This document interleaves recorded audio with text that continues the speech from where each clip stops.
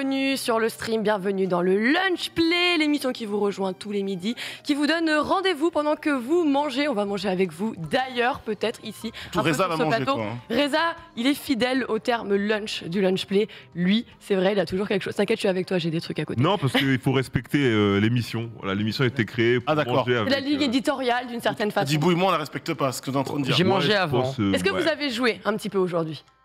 J'ai pas eu le temps. J'ai pas lancé Diablo. T'as pas Normalement, lancé je lance tous les jours Diablo, mais là, du coup, je c'est soit faux lunch, soit faux play, quoi. C'est ça. Minimum. C'est minimum. Minimum syndical. Bon, en tout cas, bonjour le chat. J'espère que vous allez bien. Hello Nanix aussi. J'espère que tu vas bien, écoute, toi. Ça va. Écoute, moi, j'ai pas mangé. T'as pas parce mangé? que pas eu le temps et j'ai pas chose joué parce que non, t'inquiète, on mangera après. J'ai pas joué parce que ça a streamé jusque tard hier. D'ailleurs, dédicace au vrai Denis, hein, qui est en régie, qui m'a dit bien hier soir. Au vrai Denis. Mais surtout, blague à part, c'est que j'attends Mario Strikers. Je sais que des gens ici sur le plateau ont déjà le jeu. Et comme je fais partie de cette caste d'élite, ces privilégiés qui voient le soleil très haut dans le ciel en ce moment le matin, eh bien, je ne joue pas, je ne jouerai que demain aux jeux vidéo. Voilà, je suis fini. Here we go. Non, en vrai, le solo est pas. Non. C'est un jeu multi de base. Exactement. J'ai vu pas mal de monde déçu de se prendre des grandes dans la gueule en lançant des parties de Mario Strikers. De l'autre côté, bah oui, on rejoint Adibou aussi aujourd'hui. Comment ça va? Bah écoute, ça va très bien, très content d'être là. On va parler de jeux narratifs. Autant dire que c'était si compliqué de tout résumer en 15 minutes. C'est vrai. Mais on va essayer de faire un truc cool. Et effectivement, Mario Striker, j'ai pu l'avoir du côté de République. Tais-toi. Et le mode solo est pas fifou, mais hâte évidemment du jeu multi. Et hâte de s'éclater tous ensemble. Tu l'as eu à Répu, mais le jeu il sort demain, espèce de fraudeur. Bah. Non, mais tu sais, il est là depuis 2 jours. Je sais, c'est incroyable. Il y a des stocks de ouf. Je te jure. Pourquoi je ne l'ai pas à Répu, quoi? C'est pas grave, ça va bien se passer dans tous les cas. De l'autre côté, on l'a vu, il a commencé son repas, mais Reza, comment ça va? Ça va et toi? J'ai pas commencé à manger, là je bois du thé blanc. Mais écoute, ça va très bien. On boit pas avant de manger normalement, c'est pas bien. Moi je bois avant de manger, je bois pas pendant manger moi. Faut pas pendant. Ouais voilà, je bois pas pendant. Pas trop avant non plus. Je bois avant. Je bois toujours avant et après manger, j'attends au moins 1 heure avant de boire. Voilà.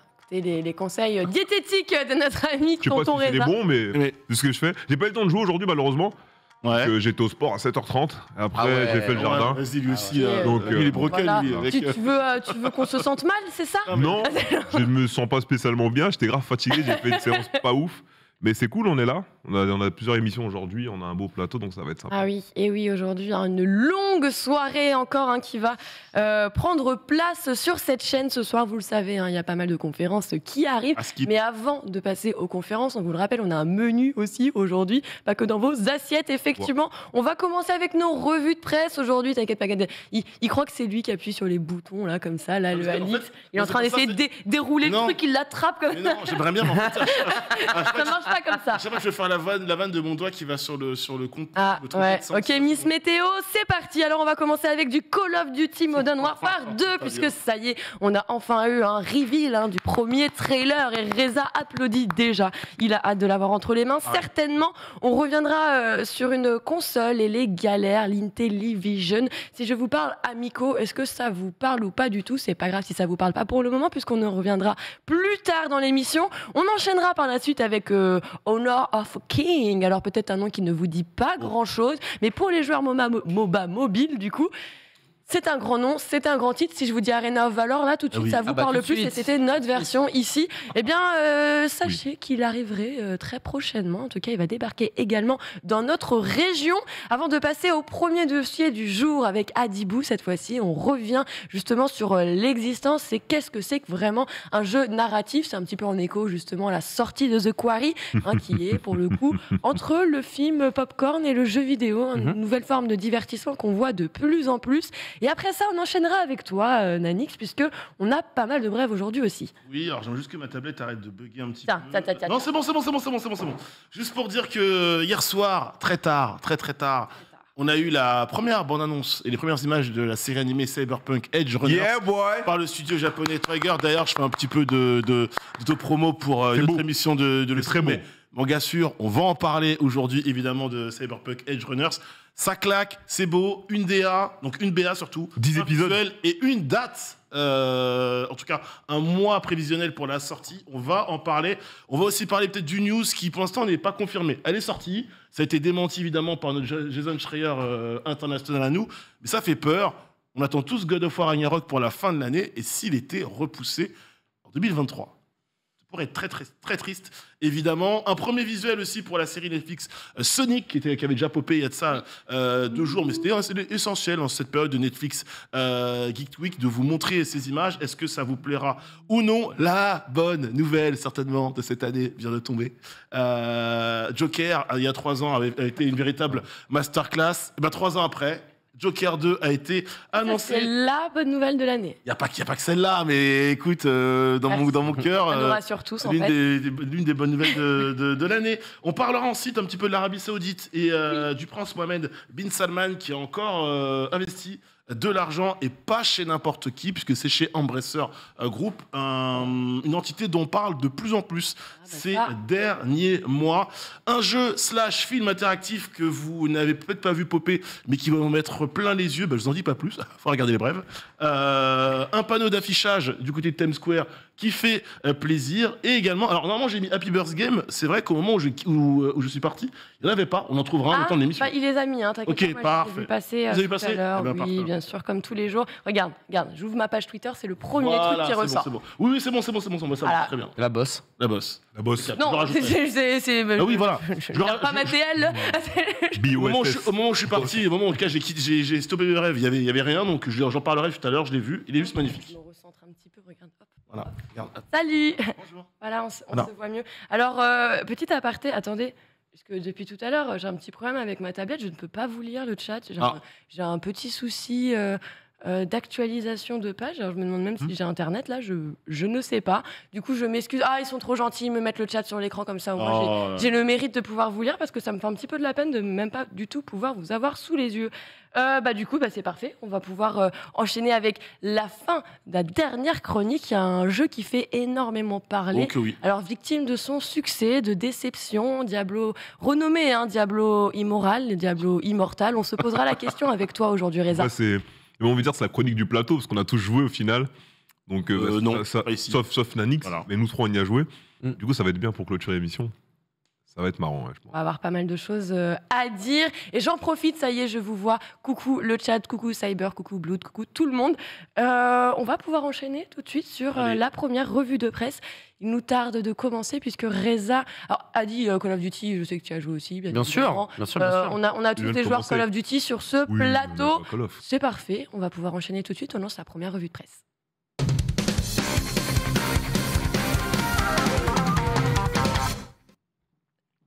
Alors Alix, avant de commencer sur cette actualité, cette news, avant de commencer sur Call of Duty, une question nous taraude tous. Nanix, auras-tu le temps de jouer à Call of Duty ou n'aurais-tu plus le temps de faire autre chose que de paquer sur FIFA? Déjà, on va. Une question de Malo. Pas de souci. Je ne poucave pas. Non, mais Malo, déjà, salut à toi, mon frérot Malo Delic, tu me régales.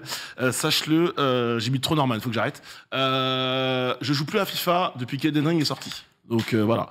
Je continue à suivre le contenu parce que j'ai une émission dessus. Voilà, donc je continue à suivre le contenu du jeu. Des packs. Mais je joue plus à FIFA. C'est terminé. Pour le coup, du coup. Pour le coup, je joue plus à eFootball, donc j'aurai largement le temps. En fait, il faut savoir aussi que COD, j'ai lâché le multi depuis bien longtemps. Moi, surtout la campagne qui va m'intéresser. Bon, du coup, on sait ce que tu vas faire maintenant et on va voir ce qui va se passer du côté de Call of Duty puisque c'est le sujet qui nous intéresse actuellement. On vous le rappelle. Peut-être que vous ne l'avez pas vu passer, mais souvenez-vous, il y a quelques jours, on vous donnait rendez-vous pour une conférence, un reveal plutôt de ce prochain épisode de Call of Duty Modern Warfare 2.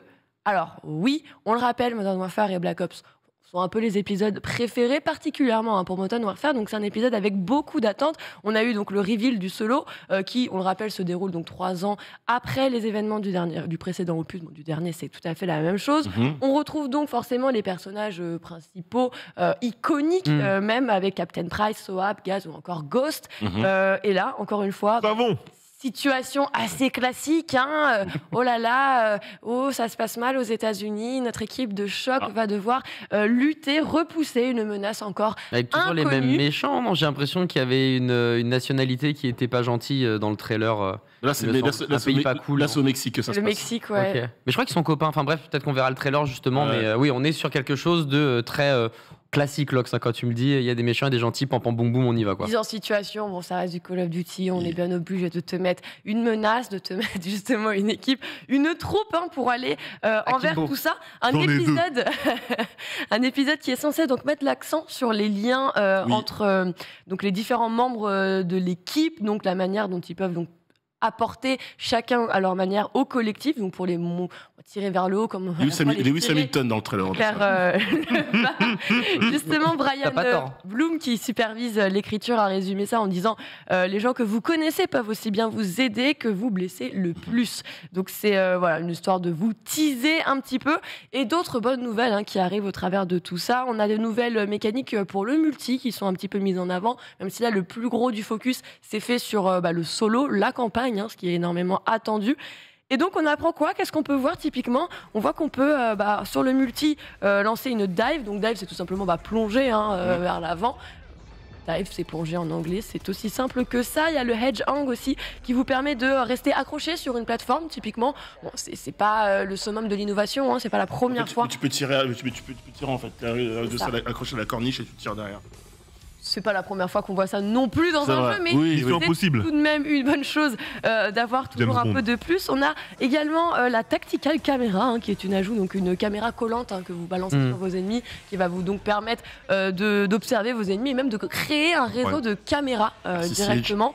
Le drill charge aussi, vous percez un petit trou pour pouvoir y balancer vos grenades. Bon, quelques petites mécaniques qui sont ajoutées en plus. Autre petite spécificité, on apprend qu'une bêta ouverte aura lieu exclusivement sur PlayStation 5. Et la bonne nouvelle aussi, tout de même, c'est que depuis 2017, on n'a pas eu un Call of Duty sur Steam. Et ce Call of Duty-là reviendra à nouveau sur Steam. Donc, pas mal de bonnes choses, pas mal de bonnes nouvelles. On peut s'imaginer qu'on aura d'autres informations qui vont tomber au fur et à mesure des conférences avec le Summer Game Fest. Déjà, on va faire un petit tour de table très bref. Est-ce que cette présentation, est-ce que ce premier trailer, pour vous, est convaincant ? Je vais commencer avec toi, Nanix. Oui, parce que moi, c'était le code que j'attendais. MW en 2019, j'avais pris ma claque. Le solo était incroyable. Alors, je sais que tu sais, de skipper national, pareil, on n'est pas d'accord sur le multi et je peux comprendre ce qui pouvait le déranger dans le jeu. Mais déjà, j'aime beaucoup le thème de la campagne. Avec ce côté, le premier, on voyait vraiment jusqu'où. C'était le côté un peu ce que tu es prêt ou non à franchir la ligne, donc à faire des choses un peu répréhensibles dans le jeu pour arriver à tes fins. Là, c'est vraiment le côté jusqu'où le gentil est prêt à être méchant pour arriver à ses fins. Donc, le côté pourquoi des gens proches de toi dans ta team vont peut-être faire des choses qui vont te décevoir ou te blesser. J'aime bien ce concept-là. L'accent a beaucoup été mis aussi dans le trailer, surtout le gameplay qui va être aquatique. On va pouvoir plonger. Oui. Il devra impacter Warzone ensuite. Exactement. Il y aura un petit côté infiltration. On pourra balancer des objets tirés sous l'eau, etc. J'ai vraiment ça me hype de fou. Graphiquement, c'est très joli. Un Ghost, il arrache. Vraiment. On va pas rentrer dans tous les détails tout de suite. On va juste rester déjà pour la première forme sur. Après, t'inquiète, on va commencer à rentrer. Première impression. Je suis pour l'instant très saucé. Voilà. Et pas mal. Donc toi, c'est plus les mécaniques qui ont été mis en avant qui te parlent actuellement. L'ambiance, ce qu'on a vu de la campagne et les mécaniques, ouais. Les trois. De ton côté, Adibou, qu'est-ce que tu as pensé de ce premier trailer Je vais être moins dithyrambique. Je vais pas dire que j'étais déçu, mais disons que c'était assez plat, à part les batailles en vision nocturne. Là, vraiment, c'est magnifique. Genre vraiment, là, c'est vrai claque. Mais je trouve qu'il n'y a pas assez de gameplay, il n'y a pas assez de présentation de ce qu'on va voir, il n'y a pas d'in-game en fait. Donc c'est une succession de cinématiques ou de cinématique avec le moteur du jeu, donc même si c'est mon Modern Warfare, c'est mon préféré, c'est clairement dans tous les Call of Duty ce qui m'a fait accrocher le plus, comme tout le monde, des nuits entières à jouer sur PS, tu sais, avec l'oreillette. C'est soit t'es matrixé par le zombie et tu me dis Black Ops, parce que Kino Dartoten, Shangri-La, tout ce que tu veux. Exactement. Ça c'est Modern Warfare. Modern Warfare, donc moi je suis plus team Modern Warfare. Et sinon, t'as les deux comme moi. Sinon, si t'aimes tout, Lox est là et ça régale. Mais sinon, je vais être un peu moins hypé que la Minanix parce que ça manque de gameplay et aujourd'hui, juste des trailers qui sont beaux. On verra ce soir du gameplay peut-être. Ouais, je croise les doigts justement. Donc mitigé, mais ça faisait longtemps qu'il n'y avait pas un Call of Duty qui avait juste attisé, tu vois, piqué ma curiosité. Donc, ouais, Ça faisait un déjà, sacré on moment, arrive quand un même. petit peu à se différencier des Ouais, précédents c'est ça. opus qui, eux, n'ont pas si bien fonctionné. Reza, justement, tu as un petit peu lâché Call of Duty puisqu'ils étaient plus trop à la hauteur de ce qu'avait pu être la licence ou pas du tout, toi? Non, moi j'avais lâché Call of parce que moi je suis un mec, je laisse les choses. Tu vois, après je passe à autre chose. Ok, d'accord. Comme- Reza Moi, le philosophe. Moi, je laisse les trucs, tu vois, genre, je les prends et je les laisse, ok. D'ailleurs, Donc, du coup, attends, tu il y a une fois- avais Il y laissé... a un moment, je parlais avec Ken, il me disait pourquoi tu joues pas à Pokémon. Je disais parce que je trouvais que j'avais fait le tour à l'époque. Il n'y avait plus rien de nouveau et 20 ans après on joue au même jeu. Donc ouais, peut-être j'avais pas forcément pas tort.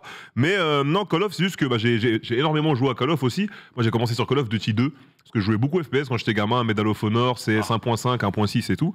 Même si aujourd'hui on me connaît plus pour les jeux de combat, j'ai aussi un gros passif, pas compétitif, mais vraiment casu hardcore gamer sur les FPS. Et après Black Ops 1, je m'y suis plus trop retrouvé. Tu vois, parce que j'avais beaucoup kiffé Code 2, j'ai beaucoup kiffé Modern Warfare Il n'y 1. a aucun épisode qui t'a redonné envie. Et quand tu vois ce Modern Warfare 2 qui revient Là, je de suis cette plus. manière, comment tu Je pense pas l'envisages? que je vais le doser, parce que vraiment, ça fait trop longtemps que je joue plus FPS, donc mon AM, il doit être vraiment niveau moins 999. Non, c'est comme le vélo, ça revient, il suffit de reprendre. mais moi, je suis un peu côté nostalgique. Je sais pas si c'est la trentaine qui fait D'accord. ça, mais voilà, le fait de revoir la Price, Soap, tout ça, Savon, Bah ouais. Savon et compagnie, c'est assez marrant. C'est vrai, Et on pourra en parler avec les collègues sur le Discord, mais voilà, je vais pas te mentir, je pense pas que je vais le doser, mais possiblement faire le story. Du coup, il a moyennement réussi à susciter de l'intérêt, en tout cas. Après, c'est parce que moi, je joue plus au multi-FPS. Oui, mais non, sinon, ça a l'air stylé. Moi, je pense que là, on aura une belle surprise avec ce Call of. Donc finalement convaincu. Ça fait ça, Ouais, sur- ouais, je ça, suis fait ça, Convaincu. ça fait ça sur le plateau. Moi, épée, a dit ouais, bof, à voir. Ça remonte avec Reza et toi, Lox. Alors je regarde un petit peu, il y a un sondage actuellement tout de même Oui. dans le chat pour recenser un petit peu vos impressions là-dessus. Moi, j'ai une Pour le question, moment, par contre, Lox. la majorité est... attends, juste... Ouais, je te laisse finir. je- Voilà, la majorité actuellement n'est plutôt pas convaincue, même si on a un petit 24% avec voilà, quelques joueurs qui pourraient y retourner. J'ai vu des commentaires passer en disant oui, peut-être que j'irai lorsque j'irai chez mon pote qui lui l'aura commandé et que je viendrai prendre mon petit apéro. Genre, C'est ça. c'est une façon de consommer les jeux prends la qui est manette. plutôt pas mal. Ça. Reza, ta question, on cacahuètes. t'écoute. La question, c'était tout à l'heure, on a parlé de la bêta. Du coup, la bêta ne sera pas une exclue PS5, mais sera en avance. sur PS5. Du coup, une forme Exclu d'exclusivité temporaire. parce qu'elle Exclu va arriver en temporaire, avance, ouais. donc ce sera C'est ça. temporairement Exclu exclusif à la temporaire. PlayStation 5. Ça, moi, ça me dérange. Pourquoi Moi, j'ai pas de Play 5. Ah, bah faut bon. Il y a plein de gens dans le chat qui n'ont pas de Play 5. Ah ouais, Bah, mais- Ah oui, bah, oui, bah, oui. bah, Du coup, tu- on est tu attendras. Tu Du attendras. coup, T'attends ou eux, ils font t'achètes quoi hein Non, mais moi, je m'en fous. Je suis pas consommateur. Moi, je suis pas consommateur, donc je m'en fous, tu vois. Mais les mecs qui veulent jouer au jeu et qui n'ont pas réussi à avoir de play parce qu'ils n'ont pas réussi à avoir de stock, ils font quoi? Ils restent dans la frustration. Non, ils et c'est attendent. pas ouf. Ils attendent. C'est ce que je dis. Ils restent dans la frustration et c'est pas ouf. Ouais, mais ceux qui ont acheté, ils ont le droit d'avoir un petit truc en plus aussi. Tu Allez. vois, c'est le serpent qui se mord la queue. Mais je comprends en tout cas que ça soit frustrant. Et quand on entend qu'il y aurait peut-être une PlayStation 5 Pro dans quelques Dans pas mois de longtemps. la chaîne, tu dis oui, écoute, déjà, faites des PlayStation 5 standards et après on verra quoi. Et toi, Lox? Non, on parle de temporaire, les gars, dans le chat. Écoute Toi, bien. Lox, ce s'il vous trailer, plaît. ça te provoque quoi chez toi? Un grand sourire, évidemment. Je m'étais juré de ne plus y retourner, d'arrêter de claquer 100 balles tous les ans comme ça, sous excuse de oui, mais c'est juste avant mon anniversaire. Treat yourself. Non, mais le pire, c'est que des fois, il sort le 6 novembre, donc pile le jour de mon anniversaire, ce qui fait que j'ai toujours eu une excuse de jouer au Call of Duty, en fait.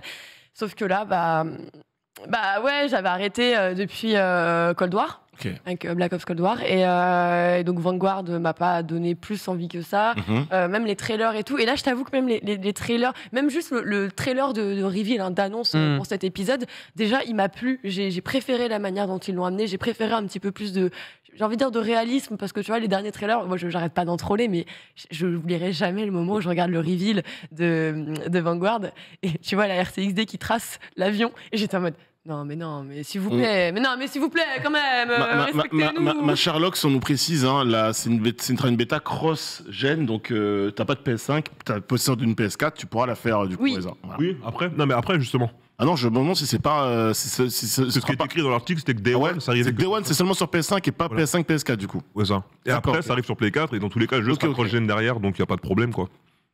Ok. Oui, et du coup, les précommandes, elles aussi, sont déjà ouvertes de leur côté. On va revenir justement un petit peu sur le retour de Call of Duty sur Steam. Ça, c'est un des points aussi qui est assez intéressant, puisqu'on le rappelle, ça fait quand même depuis 2017 qu'il n'est plus disponible là-dessus. Le fait que ça quitte et qu'on ne laisse pas uniquement l'écosystème Battle.net, on va dire, en tout cas pour les joueurs PC. C'est une bonne chose après toi Bah ouais, tellement. Il faut ouvrir. Enfin, c'est simple, le jeu vidéo, il faut l'ouvrir au plus de personnes. Et plus c'est disponible sur plusieurs plateformes, et tout le monde est gagnant. Donc, et puis même le développeur / éditeur qui va aussi gagner un peu plus de thunes. Donc non, le but c'est vraiment d'ouvrir à tout le monde. Il y en a qui sont très réfractaires, anti-Activision Blizzard, etc. Ce que je peux comprendre, du coup, qui ne veulent plus jouer à Call of Duty pour juste cette raison. Là, le voir sur Steam, ça peut être comment dirais-je, une envie et se dire bon allez, on va entre guillemets enterrer l'âge de guerre vu que maintenant c'est sur ma plateforme parce que je ne joue que sur Steam et pas sur Epic Game Store, pas sur le launchplay sur le launcher, pardon. On joue pas sur le launchplay, d'accord. Et puis tous les autres, en fait c'est vrai qu'il y a tellement de launchers qu'à un moment tu te perds. Puis il y en a qui sont très mauvais, wink Electronic Arts, hein, genre franchement, qu'est-ce que c'est chaud d'être sur Origins. Mais ouais non, franchement c'est cool et ça va permettre, je pense, à pas mal de personnes finalement, comme je disais, d'enterrer l'âge de guerre, pourquoi pas de se remettre à jouer à Call of Duty, mais c'était pas le problème principal, puisque évidemment c'est un problème, c'est plus le jeu qui est, on va dire, en déclin pour ceux qui sont pas des hardcore fans. Après, plus c'est jouable partout, mieux c'est. Après, le reboot d'MW fait revenir des gens, hein, en 2019. Déjà, la DA, l'ambiance et tout, ça a fait revenir des gens. Donc, je pense que... Regardez, ils ont juste montré le logo d'MW2. Twitter était en mode, il n'y a plus d'air, je suis en sueur. Donc, ça a déjà suscité plus de réactions et d'engouement que le trailer reveal de Vanguard, quoi. Typiquement. Ouais. Donc, c'est vrai que pour le coup, remettre, tu fais un peu un retour aux sources, tu remets les grands classiques en avant, tu fais un petit peu comme font tous les grands de ce milieu. Du remake, reboot, remaster. Et voilà. Et pas la même chose. T'es sûr de continuer. Tu remets le nom qui a fait les belles années de ton jeu et ça marche, forcément. Ouais, après, faut voir juste. On se posait la question il n'y a pas longtemps en plus. Est-ce que Call of Duty doit se réinventer? Il me semblait qu'à un moment, tu avais Activision qui disait ouais, alors on va peut-être t'en sortir que un tous les 2 ans parce qu'on sent qu'il faut rajouter la qualité. Et puis finalement. Bon là, vu que ça rapporte des euros et des dollars américains, en fait, tous les ans, il y en a un. Et la qualité, voilà, là, on est en train de se dire, il peut être pas mal parce qu'il y a quelques ajouts, mais si ça se trouve, le jeu sera éclaté, il va quand même se vendre. Et du coup, on attend une vraie césure pour pouvoir faire un vrai bon Call of Duty. On rappelle, ça n'ira pas avant des années. Cet épisode-là, c'est le dernier épisode annuel à sortir. Après, on va passer sur une petite période de pause, justement, pour permettre aussi aux développeurs de renouveler potentiellement les assets. C'est ce qu'on avait entendu. J'espère que ça va être le cas. On espère très fort que ce soit le cas. Justement, on peut être surpris de voir cette exclusivité temporaire pour la bêta qui se trouve chez Sony, encore une fois. Ça, c'était l'un des points inquiétants, parce qu'on le rappelle, Call of Duty, c'est principalement des joueurs PlayStation, en tout cas beaucoup de joueurs sur PlayStation. Les compétitions, d'ailleurs, se faisaient également sur cette console. C'est un point rassurant. Vous vous attendez à ce que ça change justement après un rachat avec Microsoft, que c'est potentiellement la dernière fois qu'on a une bêta, donc PS4 et PS5, qui arrivera entre les mains des joueurs, et par la suite, ce sera pour tout le monde et potentiellement un Game Pass. Tu penses, Reza? Moi, je pense que la bêta, là, le fait qu'elle arrive d'abord sur du coup Play 4, Play 5, c'est le cas maintenant, mais le fait que ça a été racheté, ce sera plus le cas forcément après. Mais après, aujourd'hui, comme on en a déjà parlé plusieurs fois, dans la guerre des consoles, Microsoft n'est pas forcément dans le « je fais des exclus ». Parce que la guerre des exclus, ça fait des années qu'ils l'ont perdu, entre guillemets, donc eux, c'est plus pour proposer du jeu vidéo à tout le monde. Donc ce serait stupide de leur part, mais partir directement sur du crossplay, cross-gen, Xbox Play et mettre la bêta partout, je pense qu'ils feront ça, ouais. Puis accessible Game Pass Day One. Plus accessible Game Pass Day One. C'est banger pour eux, vu ce que le Game Pass leur coûte et leur apporte quelque part aussi. Pour moi, c'est indispensable que le jeu arrive. La totalité du jeu, tu mettrais la campagne solo aussi en Day One comme ça, accessible Ce serait une réponse un petit peu au côté toujours un peu exclusivité temporaire qu'a le PlayStation. Alors on nous rappelle évidemment dans le chat, on le précise ici, oui, on sait que le rachat n'est pas encore fait, on se projette. Ah bon je croyais que ça y est. On n'est pas en juin 2023. Non, mais en plus, Kotick est encore là. Je crois qu'il était parti, c'est pas possible. Le débat est important, mais j'ai de se projeter parce que comme tu l'as dit, quand tu dépenses autant de milliards de dollars pour récupérer une boîte et surtout son jeu phare, c'est pas non plus pour faire croquer forcément le collègue / voisin / ennemi / ce que tu veux. Donc ouais, je vois surtout ça. C'est la réponse par rapport à ça. Ce sera Xbox qui proposera le jeu, je pense, Day One dans le Game Pass. Après, avec tout. Pourquoi ils le feraient pas? Je pense qu'ils sont en mesure de le faire, du coup, tu vois. Ils sont en mesure de le faire. Après, ça va, tout va dépendre en fait de la renégociation des contrats. Une fois que celui-ci sera arrivé à date de péremption, ça n'existe pas une date de péremption sur un contrat, je vous rassure. Mais c'est comme ça, en tout cas, que je vous le sors. Du coup, oui, on verra pour cet avenir. Potentiellement, petit tour de table. Bon, Reza, tu me disais, tu penses pas y retourner parce que c'est plus trop ton. Ouais, c'est plus trop mon type de jeu.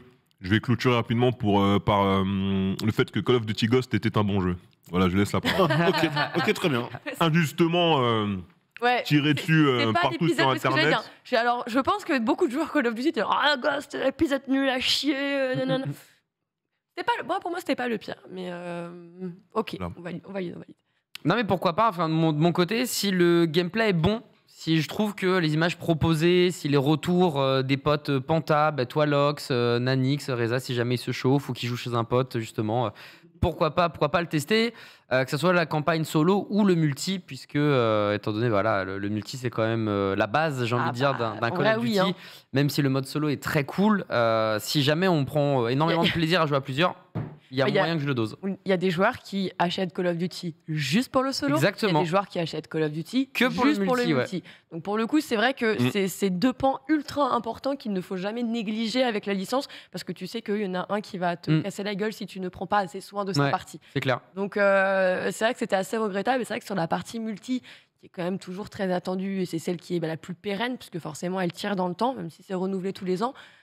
Finalement, là, on a vu avec les précédents épisodes, il y avait beaucoup de défauts, beaucoup de bugs. Le multi était de moins en moins quali. On se disait, mais comment ça se fait que dans le début des années 2000, on avait des multis aussi qualité pour qu'on se retrouve en 2019, 2020 avec des jeux vraiment en lambeaux, quoi, quasiment. Bon, après, on a une période aussi assez complexe. De ton côté, Alix, est-ce qu'on va laisser une nouvelle chance? Est-ce que tu vas potentiellement t'ouvrir à cette licence? Oui, parce que le mode escarmouche, le 2v2, m'avait plu il y a 3 ans.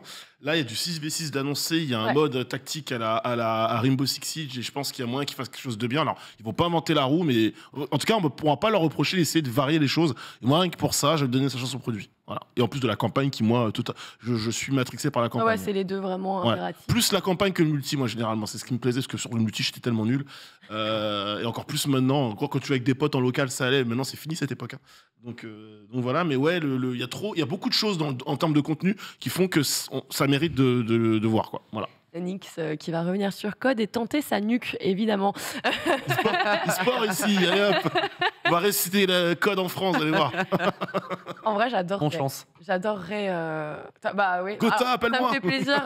Je vois Piscoulet qui nous dit Team Escarmouche, bien évidemment. Bien sûr. Vrai joueur, adore Escarmouche. En tout cas, on verra pour l'avenir de la console. On le rappelle, il y a aussi Warzone 2 qui. Reviendra plus fort et continuera de se montrer encore plus. Donc quand même, hâte de voir ce qu'il en advient. On va continuer notre petit périple concernant les consoles. Cette fois-ci, on va vous parler d'une console que vous n'avez peut-être jamais calculée, dont vous n'avez peut-être jamais entendu parler également. On va s'intéresser à la Amico. Est-ce que déjà ce nom vous parle, la Amico, ici sur ce plateau? En regardant le runner, en lisant le runner et en voyant. C'est honnête. Ah, mais je te le dis, je vois ça, je suis quoi? Et du coup, j'ai regardé les liens qui ont été postés par vous-même. Je me dis, ah d'accord, qu'est-ce que c'est que cette catastrophe en fait, quoi? C'est une sale histoire. Vraiment, l'historique, c'est un pavé le bordel. Genre vraiment, tu te prends ça. Je me suis dit, hier, je l'ai vu un peu passer. Je me suis dit, est-ce qu'on va en parler? Est-ce que c'est pas un peu trop tech et blablabla, drama? Aujourd'hui, j'ai dit, franchement, je suis obligée parce que vraiment, on va rentrer dans le vif du sujet. Ici, Amico, Television. Honnêtement, pareil que a dit avant le runner, ou vite fait une news qui avait popé il y a quelques jours de cela, Osef du truc, quoi. Vraiment, je n'étais pas au courant. Reza, inconnu au bataillon. J'ai lu le runner. Écoutez, je suis heureuse et honorée de savoir que vous lisez le runner. Voilà, ça me fait plaisir. Alors, je vais vous expliquer. S'il te plaît. Parce que j'allais vous commencer par... Est-ce que vous vous souvenez de la fameuse Amico? Visiblement, personne ne sait qui c'est. C'est vrai qu'en France, elle a un petit peu passé sous les radars. Elle a fait un peu plus de bruit, aux États-Unis notamment. Alors, c'est une console qui est arrivée, qui s'est légèrement autoproclamée comme future concurrente de la Nintendo Switch. Oui, rien que ça, pas du tout ambitieux, ni prétentieux. Elle devait sortir initialement le 10 octobre 2021, donc en fin d'année. Elle est quand même en développement depuis 2018, c'est l'année en gros, ils nous l'ont présenté, ils nous ont annoncé en tout cas ce projet. Alors c'est une console assez atypique qui avait pour vocation, grosso modo, d'aller rassembler les familles dans leur salon pour un prix de 279, 279 € qui devait être livré avec donc 2 manettes et 6 jeux. Oui. C'est le prix de la Switch. On peut avoir un visu en Oui, régie, oui, s'il bien vous sûr, plaît il y a une vidéo dans le Donc c'est regard. donc c'est le prix de la Switch quelques années après sa sortie du coup. Exactement, alors avec tout de même une promesse assez potentiellement intéressante dans le sens où Ah donc, mais oui. tu avais ces petits jeux, des petits jeux What qui donc d'autres IP qui devaient être mis à disposition, mais des IP qui devaient être vendus pour moins de 10 € pour tout ce qui n'était pas licence majeure. Là, je vois des voilà, il vous fallait des images pour vous Pareil. en rappeler, aucun problème. Alors une console qui a eu déjà donc, beaucoup de drama. Atypique, un esthétique qui peut... voilà, je vois what the fuck le design, what the fuck c'est stylé, ultra moche. Le chat a dit on dirait un gaufrier Tefal. Ça puait l'échec à la base pour certains, certainement. En tout cas, eux, ils avaient tout de même encore de l'ambition pour ce produit. Et là, malheureusement, on en a appris encore pas mal de nouvelles puisqu'on apprend que son PDG, Tommy Tallarico, a démissionné pour laisser sa place à Phil Adam, qui donc... reprend ça, mais il ne faut pas s'imaginer que l'ancien PDG disparaît totalement. Il reste tout de même au sein du conseil d'administration et de direction du groupe. Tommy Tallarico, pour vous faire un petit bref portrait. Bon, c'est une personnalité totalement controversée dans le sens où elle insulte directement ses détraqueurs sur Internet. Ah bah. Il shitposte très régulièrement. Il suit On n'a pas certaines d'humour, quoi. personnalités suprématistes blancs, donc forcément quand c'est un peu public, les gens viennent dire ouais mais regardez le mec il préfère ces gens-là, il nous crache dessus, il insulte. Donc énormément de problèmes et de drama autour de cette personne. Et là c'est dans un mail qu'il a envoyé donc à ses clients qui avaient précommandé la dite console, donc ça concerne quand même 6000 personnes en tout. Il a fait savoir que les choses actuellement ne se passaient pas très bien chez Intellivision. La campagne de financement participatif qui voulait recenser quand même 5 millions n'a réussi à lever que 60 000 $. Ah, La C'est un société délire, non mais c'est a dit- incroyable quand même. quel échec. C'est un film, je te C'est jure, incroyable. Netflix au taquet là-dessus. Donc la société a dû réduire 1%. ses effectifs. Ouais. On dirait le scénario d'une mauvaise série. Ouais, c'est Série B. Mythic Quest, Ouais, version hard. Du coup, alors, réduit donc les effectifs, il réinvestit dans l'ingénierie. L'entreprise, comme on le dit, donc rencontre des difficultés financières avec une dette quand même de 3,1 millions de $. Et autre problème, c'est qu'actuellement, comme ils ont dû licencier des salariés, ils n'ont plus assez de salariés pour traiter les demandes de remboursement assez rapidement. C'est la merde, on peut le dire. D'ailleurs, c'est le titre que Kotaku, c'est comme ça que Kotaku a noté la news. C'est une télévision, voilà, est profondément dans la merde, assez compliqué. Il faut le dire quand même, il y a tellement de drama autour, c'est qu'à chaque fois qu'on en parle, ça fait un peu comme une époque avec Activision Blizzard. Jamais une bonne nouvelle. On avait eu donc un projet dramatique avec une tentative de... En fait, ils ont tenté de vendre les jeux avant la console. Oui, j'ai vu ça, ouais. C'est- J'ai vu ça. Mais en vrai, j'en achèterais pour le côté collector du truc à la limite, tu vois. Mais Mais combien c'est ouf. Combien Je crois que le bundle de 8, il est à 180 $. C'est pas trop cher. Un truc comme ça. Et ouais. Du coup, assez compliqué. Le dernier projet qui a fait écho, c'était un projet de NFT. Voilà, encore une fois. C'est assez compliqué d'exister tout de même et de mener des projets à bien. On a l'impression, quand tu vois justement toutes les péripéties que présente juste cette console. Là, il faut que je vous pose une question assez basique, mais qui est assez grosse dans la finalité. Est-ce qu'aujourd'hui, on a besoin d'être un gros, est-ce qu'on a besoin d'être un gros constructeur pour réussir à sortir une console et mener un projet à bien, Nanix? Bah, c'est mieux si tu veux que les éditeurs ils te suivent derrière et les éditeurs tiers te proposent du contenu. C'est mieux parce que généralement, grosse entreprise égale tout un système de sous-traitance, etc. Et je pense que s'il y avait eu plus de sous-traitants, quelqu'un aurait dit attention, ce design de la console, ce n'est pas possible. On ne doit jamais sortir ça, c'est non. Parce que c'est absolument l'air. J'ai vu le chat, on dirait on n'a pas à gauche, froid croque-monsieur. C'est oui, on est totalement d'accord avec vous. En vrai, je suis partagé. Pour moi, c'est un peu con de dire ça, mais non, parce que ça veut dire que personne ne peut concevoir quelque chose, personne ne peut imaginer et être créatif. Je vais pas dire que c'est obligatoire, c'est peut-être mieux pour pouvoir négocier certains partenariats. Après, tu as des exemples de gros fours avec des grosses entreprises aussi. Donc, Ça arrive des deux côtés. exactement. Effectivement. Mais tu as moins de risques. Enfin, tu as moins de risques. Tu peux rebondir plus facilement si t'es un gros. Voilà. Justement, Adibou, Ouais. là, tu as vu un petit peu. Bah, j'ai envie d'acheter, hein. Ah, C'est ce que je disais, C'est enfin, pas c'est ce que vrai. j'aurais pu dire si je mentais. Littéralement, si j'étais un gros mytho, Exactement. c'est littéralement ce que j'aurais pu dire. Exactement. Non, mais je pense que le chat, enfin, c'est hyper triste de dire on sentait le truc était pas ouf. Quand tu vois pareil la qualité des jeux, tu dis mais 280 € pour acheter ça, je vois pas. Il y a aucun. Enfin, pourquoi en fait je comprends pas. Et en plus, quand tu fais un crowdfunding, tu récupères 1% de ta somme. C'est-à-dire que tu as besoin de 5 millions, tu récupères 60 000, ça fait à peu près 1%. Il y a déjà rien que ça. Je pense que moi, je suis le gars qui crée, je suis en mode OK. On a récupéré 1% du truc, c'est soit notre com est nul, soit notre produit est à chier. Mais là, il n'y a pas eu de remise en question. Tu veux tout le monde est en mode, mais non, mais on va y arriver, vous inquiétez pas, machin bulle. Et en vrai, c'était perdu d'avance. Donc ta question est, oui, il vaut mieux avoir en fait, alors peut-être pas être un genre de l'industrie, mais il faut juste avoir de l'argent en fait. Ouais. Et pas demander de l'argent aux autres. Il faut d'abord avoir un capital qui te permet, toi, de faire des trucs. Et ensuite, si tu as besoin d'un petit peu pour faire des jeux, par exemple, là, tu peux demander un crowdfunding parce que ta console, elle est là, elle est prête, tu as déjà fait les trucs, etc. Mais en plus de ça, alors ça remonte, c'est pas actuel, mais déjà se dire, j'ai envie de me lancer dans la guerre des consoles, faut vraiment Déjà, être ouais, kamikaze. Genre, faut vraiment être ultra Pour vouloir solide. pour toi, Il faut pour avoir- réussir mais à se clairement. créer une place. Mais Et, pourquoi Mais c'est comme la Steam Gear, là. Pourquoi tu veux sortir ça? C'est stop.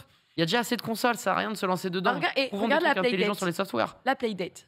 Ouais. On va prendre un exemple, la Playdate. Alors, je ne sais pas si vous pouvez remontrer pour potentiellement manivelle. les personnes qui auraient oublié. Mais voilà, c'est cette petite console jaune avec cette manivelle qui te met à disposition. C'est combien de jeux par jour déjà? Oh, je sais Semaine, je crois, c'est par par semaine. semaine, je sais plus, il y avait quoi, une dizaine de jeux au lancement, je crois, un peu moins. Je sais plus du tout. Je te retrouve ça. Ouais, je veux bien parce que j'avoue que bon, la news elle commence à dater. On ne retient pas 100% des informations. Désolé, on a une vie. Justement, tu vois la Playdate. Peut-être que c'était potentiellement pas une console qui payait de mine, mais effectivement, elle s'est quand même bien vendue. C'est un projet qui a pris. En tout cas, pareil, c'est parti d'un Kickstarter qui a tout de même fonctionné. Je regarde un petit peu les résultats dans le chat. Playdate, Playdate, Playdate, comme la date. Et du coup, alors je vois, faut-il aller grand pour réussir à sortir une console? Le chat dit oui, obligé. Bah, regardez, on va se regarder un petit peu la Playdate. J'avoue, si on peut revoir un petit peu en termes de chiffres. 170 € déjà au prix. Oui, Hein ça, oui. Voilà, il y avait 10 titres. Premier au test. Day Voilà. One, exactement. Continue à remonter. Hein. Voilà, c'est exactement cette petite console. Grosso modo, oui, bon, je sais plus, mais tu as quelques jeux à récupérer. Alors, je sais plus, je crois que c'est à peu près toutes les semaines. Et sur la totalité, tu en as une soixantaine, si je me trompe pas. Je retrouve De ça tout de mémoire. suite. Je suis dessus. Ok, d'accord. Et du coup, c'est un petit peu la preuve que c'est encore possible. Mais tu vois, typiquement, c'est une proposition un peu atypique. Là Ouais, aussi. c'est atypique. Alors, je vais pas dire c'est bas de gamme, ça serait faux. Mais en tout cas, ils sont intelligents au niveau des prix. Je pense qu'ils sont pas arrivés en mode on va détrôner la 3DS. Je veux dire, non, on Non, va juste voilà, sortir ok. un truc cool. On fait ce qu'on peut. Je serais curieux de savoir le crowdfunding, combien ils voulaient à la base et combien ils ont récolté au final. Mais là, on n'est pas sur des trucs. Enfin, 5 millions. 5 millions, ils récupèrent 60 000. Enfin, à un moment, il y a. Enfin, je sais pas, Reza, genre. Moi, j'ai l'impression qu'il faut être un kamikaze, un fou ouais, malade je pour suis- faire ça. Voilà, c'est Ouais, d'accord 24, avec toi. jeux qui seront téléchargeables au fil des jours. Donc je crois que c'est au fur et à mesure. Tous les jours, tu as un jeu supplémentaire qui arrive. Voilà. Et t'as pas 24 jeux d'un coup, quoi. Non, mais en totalité. Ah, En totalité, non. c'est 24. Après, Oh, Maxime, ciao. Maxime, Bah ciao. oui, mais tiens, Justement, je suis sur son article, c'est incroyable. Voilà, dans son article, il explique que les jeux arrivent de manière quotidienne. Après, eux, ils étaient sur une phase de test. Donc, ils avaient tous les jeux dès le départ. Mais Voilà, regarde. du coup, c'est bien ça. C'est 12 jeux et 12 jeux de plus qui arrivent. Donc, on a un par semaine à aller récupérer. Petite console, tu vois, limite un peu de poche. D'ailleurs, on en profite, on embrasse Maxime. Ciao, bien sûr. Oui. Et tu vois, moi, j'ai trouvé que cette proposition était quand même. Voilà, alors Reza, C'est éteint. Bah ouais. C'est un Tamagotchi, comme ils disent dans le chat depuis tout à l'heure. En plus, quel intérêt d'acheter ça à l'époque où ça sort? ouais, mais pourtant, il y a des gens qui ont précommandé ça. Ouais, mais comme il y a des gens qui achètent la voiture qu'on a présentée sur Let's Go à 15 000 €, ça veut pas dire que c'est un bon. Ça veut pas dire que c'est quelque chose de bien. Oui, mais ça veut pas dire Et que ça veut tu es pas dire que ça obligé va d'être parler un à tout le gros monde. pour proposer quelque chose Ouais, tu peux. d'innovant et qui arrive justement à la Mm. cheville, en tout cas à l'échelle d'une PS5. Faut voir, ouais, déjà, bon, faut voir l'innovation. Il faut voir arriver à l'âge vie, ça veut dire quoi? Mais moi, je suis vraiment du même avis que Adibou sur le fait qu'aujourd'hui, il faut être kamikaze pour lancer une console. On parlait dans le chat de Microsoft, bah ici, Team Xbox aussi, depuis la première Xbox. Ils ont eu énormément de problèmes à l'époque. On rappelle que c'est quand même Microsoft, c'est Bill Gates, c'est les GAFAM, c'est les mecs qui ont argent infini, comme j'aime bien dire dans mon expression. Et ils ont quand même ramé avec argent infini. Avec argent infini, avec image de marque. À l'époque, tous les PC étaient équipés à la maison Windows 98. Dans la foulée, tu as Windows XP qui sort un an après, je crois, la première Xbox, 1 an et demi. Donc voilà, on est quand même sur un gros truc. On a récupéré les licences Sega avant ça, mais c'était quand même très difficile. Aujourd'hui, acheter une console, c'est quoi? C'est l'image de marque. c'est 2, la clientèle, et c'est 3, surtout les habitudes. T'as des gens, depuis la Play 1, ils jouent qu'à la Play.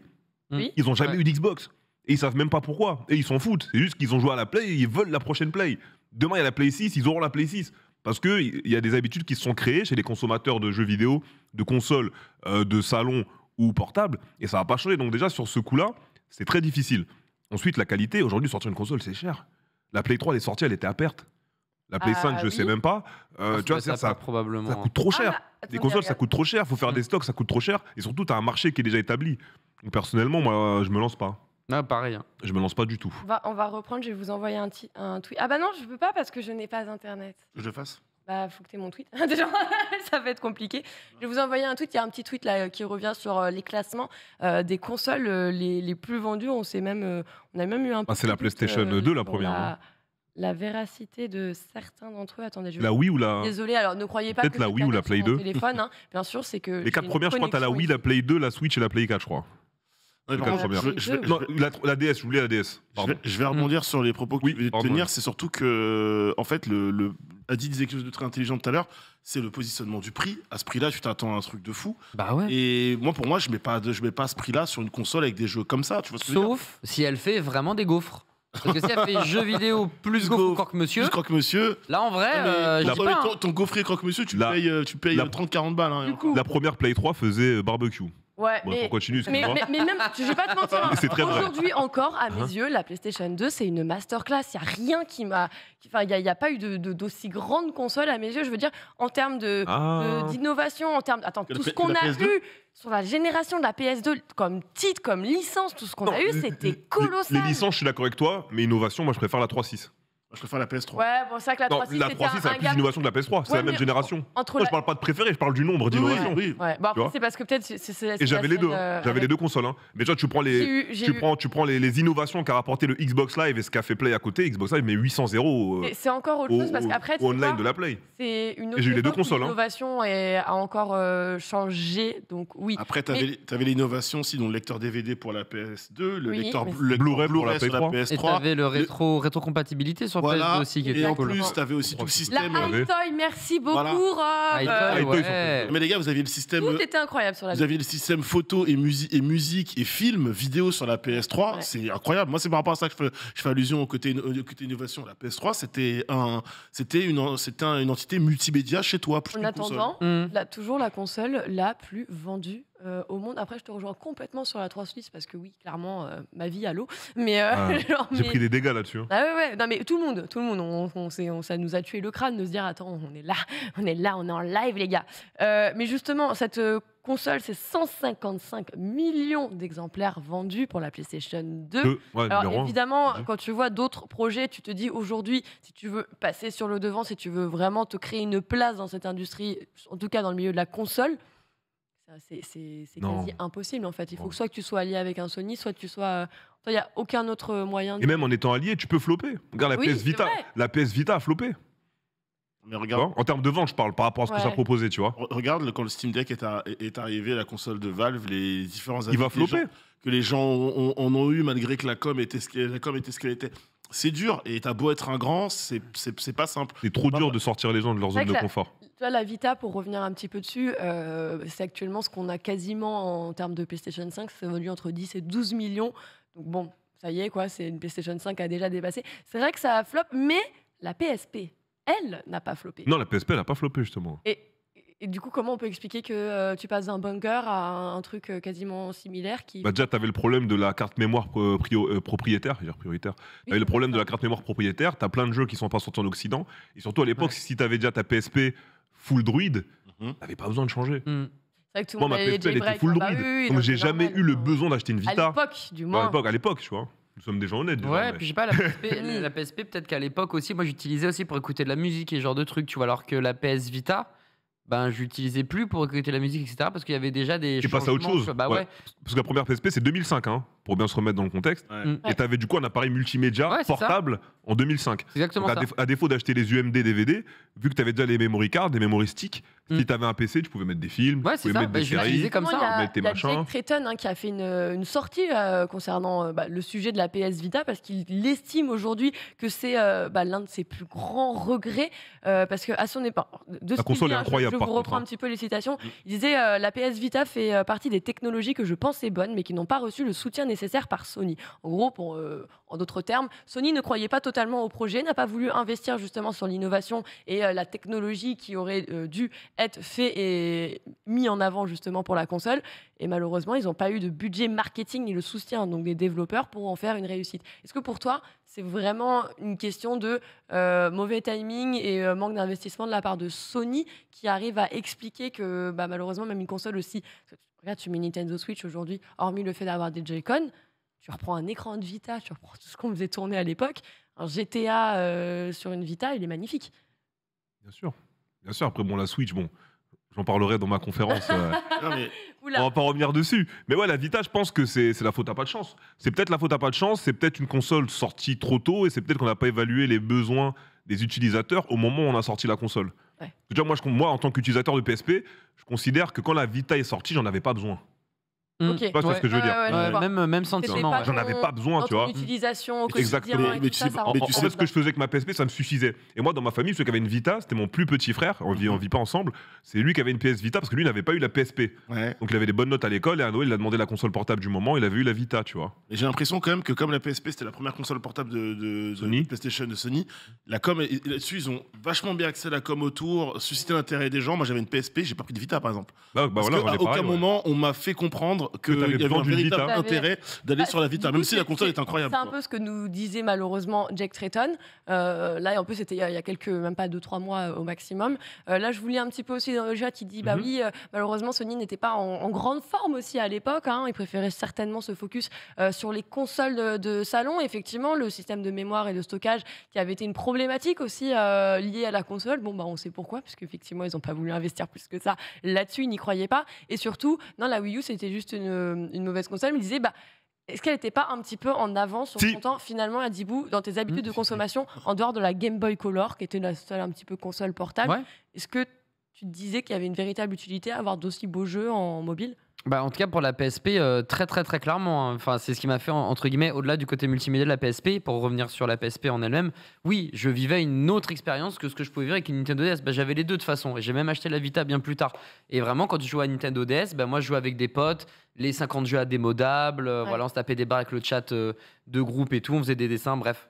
C'était marrant, mais quand je voulais jouer à, entre guillemets, des vrais jeux, des jeux un peu plus costauds, comme si j'étais sur Play, la PS Vita, c'était trop cool. Et puis, comme je disais, et comme Reza le rappelle, on mettait de la musique, on peut regarder des vidéos, On des faisait séries, tout, hein. des machins. Ouais. Enfin, je veux dire, la Druidé à PS, fond. c'était incroyable. C'était une console de dingue, quoi. C'était une Ouais. console. Et puis, la PS Vita, malheureusement, j'ai acheté un câble, j'ai lancé, c'est marrant, il y a une semaine pour jouer à des vieux jeux. Mais c'est vrai qu'on n'avait pas aussi un catalogue vachement étoffé. Hein. Non, c'est vrai. Les jeux PS Vita, ça se comptait sur les doigts d'une main et ça, c'était hyper frustrant. Arrêtez-moi de mémoire, la PSP elle servait même de rétroviseur pour Gran Turismo, c'est ça non? Il me semble que tu pouvais t'en servir comme du- ouais, il y avait Ça, pas j'ai pas mode, fait ou- gaffe. Voilà. Oui, un bail comme Il me ça, semble oui. que la PSP, j'avais ce truc, j'avais bugué à l'époque sur la com. Je dis ok, donc tu peux t'en servir comme rétroviseur pour Gran Turismo. Ok, let's go. Enfin, tu vois, après, c'est bon ressenti à l'époque. Hein. Je vous jure, moi, Sony m'a pas incité à aller vers la PS Vita. Et pourtant, la console. Et Pour conclure Vas-y, justement pardon. sur le sujet, je vais vous poser une question d'Edoflo dans le chat qui dit voilà, la Vita sort aujourd'hui avec l'image de marque, avec justement Ouais. tout ce qu'on connaît de Sony actuellement. Est-ce que d'après vous, ce serait un banger assuré? moi, je pense pas. Parce qu'aujourd'hui, les consoles portables sont un peu mises de côté. Parce qu'on a la Switch qui fait les deux. Ah oui. La Switch a fait les deux. En fait, ils ont trouvé le meilleur compromis. Ils ont dit ok, on ressort pas de DS, on ressort pas de Wii. On te sort la Switch, c'est la Wii U plus notre dernière DS. Et on te le vend. Ça, Donc aujourd'hui, hybride. déjà la PS5, comme il n'y a pas masse stock, là il commence à en avoir plus, mais tout le monde n'a pas réussi à en avoir, ceux qui voulaient en acheter. Comment dire aux gens, ok, t'as pas de Play 5, rabat-toi sur une Vita, je sais pas trop. Ok. Et puis il y a les téléphones mobiles aussi. Hein. Les mobiles, on level up de fou, excuse-moi, ouais. Les GSM, c'est un Les délire. hein. GSM, Samsung, Et là, Apple, on rappelle, hein, c'est la tout grande ça. crainte Les tablettes. de Nintendo Ouais, les actuellement. tablettes aussi. le jeu mobile, il est là-haut. Tout à l'heure, on va parler de Diablo Immortal, je crois que c'est 30 millions de préinscriptions, Diablo Immortal. Mm. Il y a un Donc, petit au final, sondage dans le chat, voilà. d'ailleurs, si jamais vous y croyez ou que justement vous n'y croyez pas. Nanix, de ton côté, est-ce que tu arriverais à croire que si une PS Vita, bon, un petit peu remise au goût du jour, hein, bien évidemment, arrive, la PlayStation annonce là, sa console portable, est-ce qu'elle arriverait à faire de la concurrence de l'ombre à Nintendo Switch? Est-ce que ce sera un banger ou... En fait, ça dépend du catalogue. Ça dépend du catalogue de jeux. Et la Switch est positionnée sur un créneau que les autres n'ont pas pris. C'est un créneau invincible. C'est un créneau invincible. C'est le jeu familial. En plus, t'arrives en disant, elle est hybride. Hein. Si t'as pas envie de jouer dans ton salon, dans ton canapé, tu peux jouer sur ta télé avec tes enfants. Let's go. T'as tué le game. Après, on est toujours à dire, oui, mais la Switch, ça manque un peu de puissance, ça manque un peu de machin. Donc finalement, peut-être que je l'achèterais. Mais ça dépendra du catalogue. Oui, je voudrais juste rebondir. En fait, le catalogue de jeux, c'est une chose, Nanix. Et du coup, ça m'a fait tilter à s'ils font une offre avec le catalogue Sony. Ce qu'on demande au Launchplay depuis des semaines et des semaines, quand le Sony, s'il lance une PS Vita X, tu vois, s'ils mettent catalogue de jeux, mais aussi catalogue musique, mais aussi catalogue film, mais aussi catalogue série, là, je me dirais, ouais, peut-être. T'aurais voulu avoir avec le PS Plus, du coup. Ouais, voilà, il y a peut-être un truc où en mode là, il peut se passer quelque chose de super intéressant. Peut-être, on sait pas, tu vois. Mais là, effectivement, ta console devient aussi une plateforme multimédia portable. Ça, exactement. C'est grave cool. Et justement, on va continuer sur le portable cette fois-ci, puisque oui, on a encore une dernière revue aujourd'hui et on va s'intéresser tout particulièrement à un jeu qu'on n'a jamais eu l'occasion d'avoir entre nos mains ici sur ce continent, puisque c'était une exclusivité en Chine, Honor of Kings, un nom Honor of Kings qui du coup, à mon avis, vous avez peut-être potentiellement déjà entendu parler, il y a moyen. Si je vous dis Arena of Valor, tout de suite, ça vous parle un petit peu plus, j'imagine. Oui, Wild Rift aussi. Voilà. On le rappelle, Tencent a sorti donc le jeu en 2015, jamais exporté, et tout de même plus de 145 millions de joueurs actifs de façon mensuelle. Un jeu niche, quoi. Oh, un petit jeu de niche indé. Le jeu donc devrait arriver, se lancer donc mondialement dans l'année sur tous les appareils, avec donc d'abord un soft launch qui serait prévu donc début juillet avec des serveurs de test, et par la suite donc pour attirer les joueurs une Coupe du Monde avec donc le championnat des champions Honor of Kings 2022 qui quand même a un petit cash prize, 10 millions de dollars, rien que ça. Pas mal, hein. C'est léger. Oh, c'est si peu quand tu prends le versus. Des jeux donc très inspirés de League of Legends. T'as rien fait. Et ben tu prends une balle alors que t'as rien demandé. J'ai rien demandé, mon frère. Là, voilà. Je suis là. Un dixième de brawl. Là, ça avance.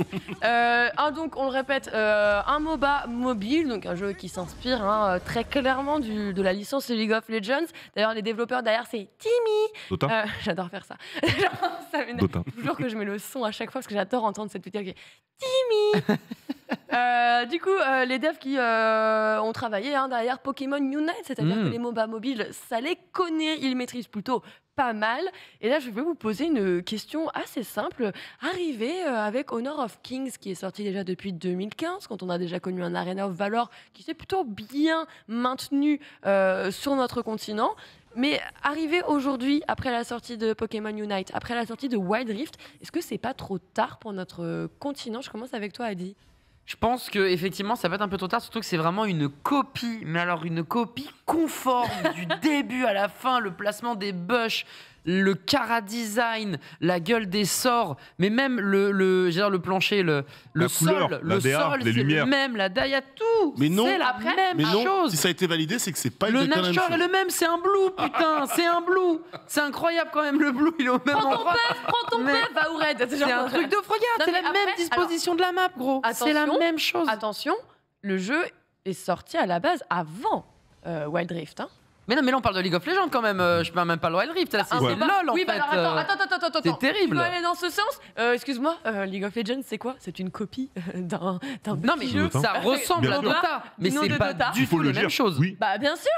Sauf que la DA est différente. Mais oui, Sauf que la DA de League of Legends est différente de la Dota. DA est différente. Raffiné, les mecs qui ont travaillé sur Dota, ont travaillé sur League of Legends par la suite, on le sait. Mais bon. Tu as raison, c'est vraiment la même chose. C'est la même chose parce qu'entre Dota et LOL, il y a quand même un monde. C'est-à-dire que c'est les mêmes principes. Là, tu le dis pas à quelqu'un, il croit que c'est League of Legends, tu vois. Ouais, là, le gars, tu dis bon, alors c'est quel jeu? Bah, c'est LOL. Le mec peut te dire c'est LOL. Non, c'est Honor of Si, Kings. c'est LOL. Non, je suis désolé, c'est pas LOL. Bah, si, frère, c'est la même chose. Plus loin, si t'avances dans la vidéo, il y a le Nashor. C'est la même disposition, Non, mec. tu veux C'est dire juste Nashor ou délirant. Roshan. Oui, Roshan. le Roshan. Mais oui, mais c'est pareil, tu vois, sur Dota, On tue les cryptes ici. il est pas placé de la même façon non plus. Enfin, tu vois, il y a quand même des similitudes, on a respecté, tu vois ce que je veux dire. Alors que là, Les Chinois, en fait, ils ont rien respecté le du truc, tout, c'est c'est que le même. un MOBA est un MOBA. Et malheureusement, un MOBA restera un MOBA. Moi, j'ai joué à Arena of Valor. C'était une version mobile de League of Legends. Et c'était pas League of Legends. T'avais un personnage qui s'appelait Telanas. C'était Ashe. Tu vois, c'était le même design. Mais même Ashe, il y a la vraie Ashe dans Dota. Et pareil pour le loup, la Wolf, là. Non, mais là, en plus, après, entre Dota et League of Legends, c'est encore particulier. Quel enfer, Nanix. Là, sur l'export, vraiment sur le mobile, on a 2 licences, encore une fois, qui n'ont rien à voir. Je te dis, tu retrouvais tous les mêmes personnages, les mêmes designs, design, tout ce que tu veux. C'était la même chose. Donc, finalement, j'entends que les gens sont en mode, attends, mais c'est complètement la même chose. C'est pas plus qu'en termes de gameplay, ça soit la même aussi. C'est terrible, parce qu'entre Dota et LoL, tu vas dire à un mec de LoL que c'est Dota et l'inverse, ils vont se bagarrer. Fait la police. Mais là, j'ai l'impression qu'en plus, juste en termes de sensations, je sais pas le jeu en main, puisque tu l'as dit, c'est une exclusivité chinoise. Et en plus, il y a de très fortes chances qu'en termes de gameplay, ça soit la même chose. Alors qu'entre Dota et LoL, il y a un monde. C'est comme entre Street Fighter et Tekken et Dead or Alive et Rival School et Bloody Roar. Et j'en oublie encore des millions. Le projet qui va sortir. T'as dit Rival School, je t'aime fort. C'est normal, c'est de la frappe. Ouais, évidemment, ça a bien évolué. D'ailleurs, je reviens au Wani dans le chat qui a. Voilà, merci pour cette belle révérence envers l'un des meilleurs MOBA, Heroes of the Storm, petit bébé. Ah oui, Hots, pareil, Hots, c'était tellement différent. Heroes of the Storm, c'était différent. Un MOBA avec un playload qui est sorti après, qui est complètement différent pour la suite. Après, c'est vrai que League of Legends a évolué en 10 ans, il se différencie de plus en plus au travers de ses mécaniques, c'est pas les mêmes. Chaque saison, tu as des nouveautés, bien sûr. Désormais, quand même 10 ans d'existence entre toi, ils auraient pu, tu vois, prendre le cours et faire quelque chose de différent. Nanix, justement, toi, de ton côté, tu vois ce MOBA arriver aujourd'hui. Je connais mon amour pour LoL en plus. Niveau timing, on est dépassé. Il y a une chance, justement, de se faire une place et de fonctionner ici. Vu que c'est tellement la copie de LoL, il n'y aurait pas eu Wild Rift, j'aurais pu te dire pourquoi pas. Mais là, j'ai l'impression de voir, en tout cas, les images qu'on a vues, j'ai l'impression de voir le même jeu. Beaucoup. T'arrives pas à faire la différence avec un Wild Rift. Oui, là, je vois les deux jeux, donc maintenant que tu vas montrer ça. Après les deux, c'était Tencent. Oui, voilà, ouais, oui. Dans tous les cas, c'est Tencent. Au final, l'argent, ça, donc problème de procès, il n'y a pas, du coup. Mais ouais, je sais pas, franchement, j'ai pas vraiment d'avis là-dessus parce que. Est-ce que ça arrive trop tard ? Non, parce que s'ils le sortent, à mon avis, ils ont dû faire une bonne étude de marché et se rendre compte que potentiellement, il y avait on va leur faire confiance, en tout cas, ils font rarement des moves stupides. Ils ont dû se rendre compte qu'il y avait une attente. Pour le coup, c'est un véritable export parce que tu rencontres le succès en Chine, ok, yes, mais qui te dit que c'est un succès assuré sur d'autres territoires. Typiquement, je sais que j'ai toujours été en faveur des jeux mobiles, mais je vois bien que ça reste tout de même un peu. Je veux dire, en termes de déco et de rayonnement, un peu niche tout de même ici en France, même si ça cartonne en soi. Reza, typiquement, il y a une chance de sortir de sa niche ici, sur notre territoire, où tu penses que ça se passera, mais ailleurs. Une chance, je sais pas, mais je vois l'optimisation fiscale, là. Tu vois ? Parce qu'au final, si leur jeu fonctionne là-bas, ils ont un surplus d'oseille, au lieu de payer plus d'impôts, ils réinvestissent pour faire des versions occidentales, et que ça marche ou que ça marche pas, dans tous les cas, ils sont gagnants. Ouais. Tu vois ? Donc, moi, je pense qu'ils sont plutôt partis sur ce mind game-là. On le disait tout à l'heure, le jeu, c'est clairement une copie de LoL. Encore une fois, dans le chat. Les MOBA se ressemblent, mais quand tu lances Dota et tu lances League of Legends, tu vois une différence. Quand tu lances League of Legends et tu lances ce que je viens de voir, c'est très compliqué de voir des différences.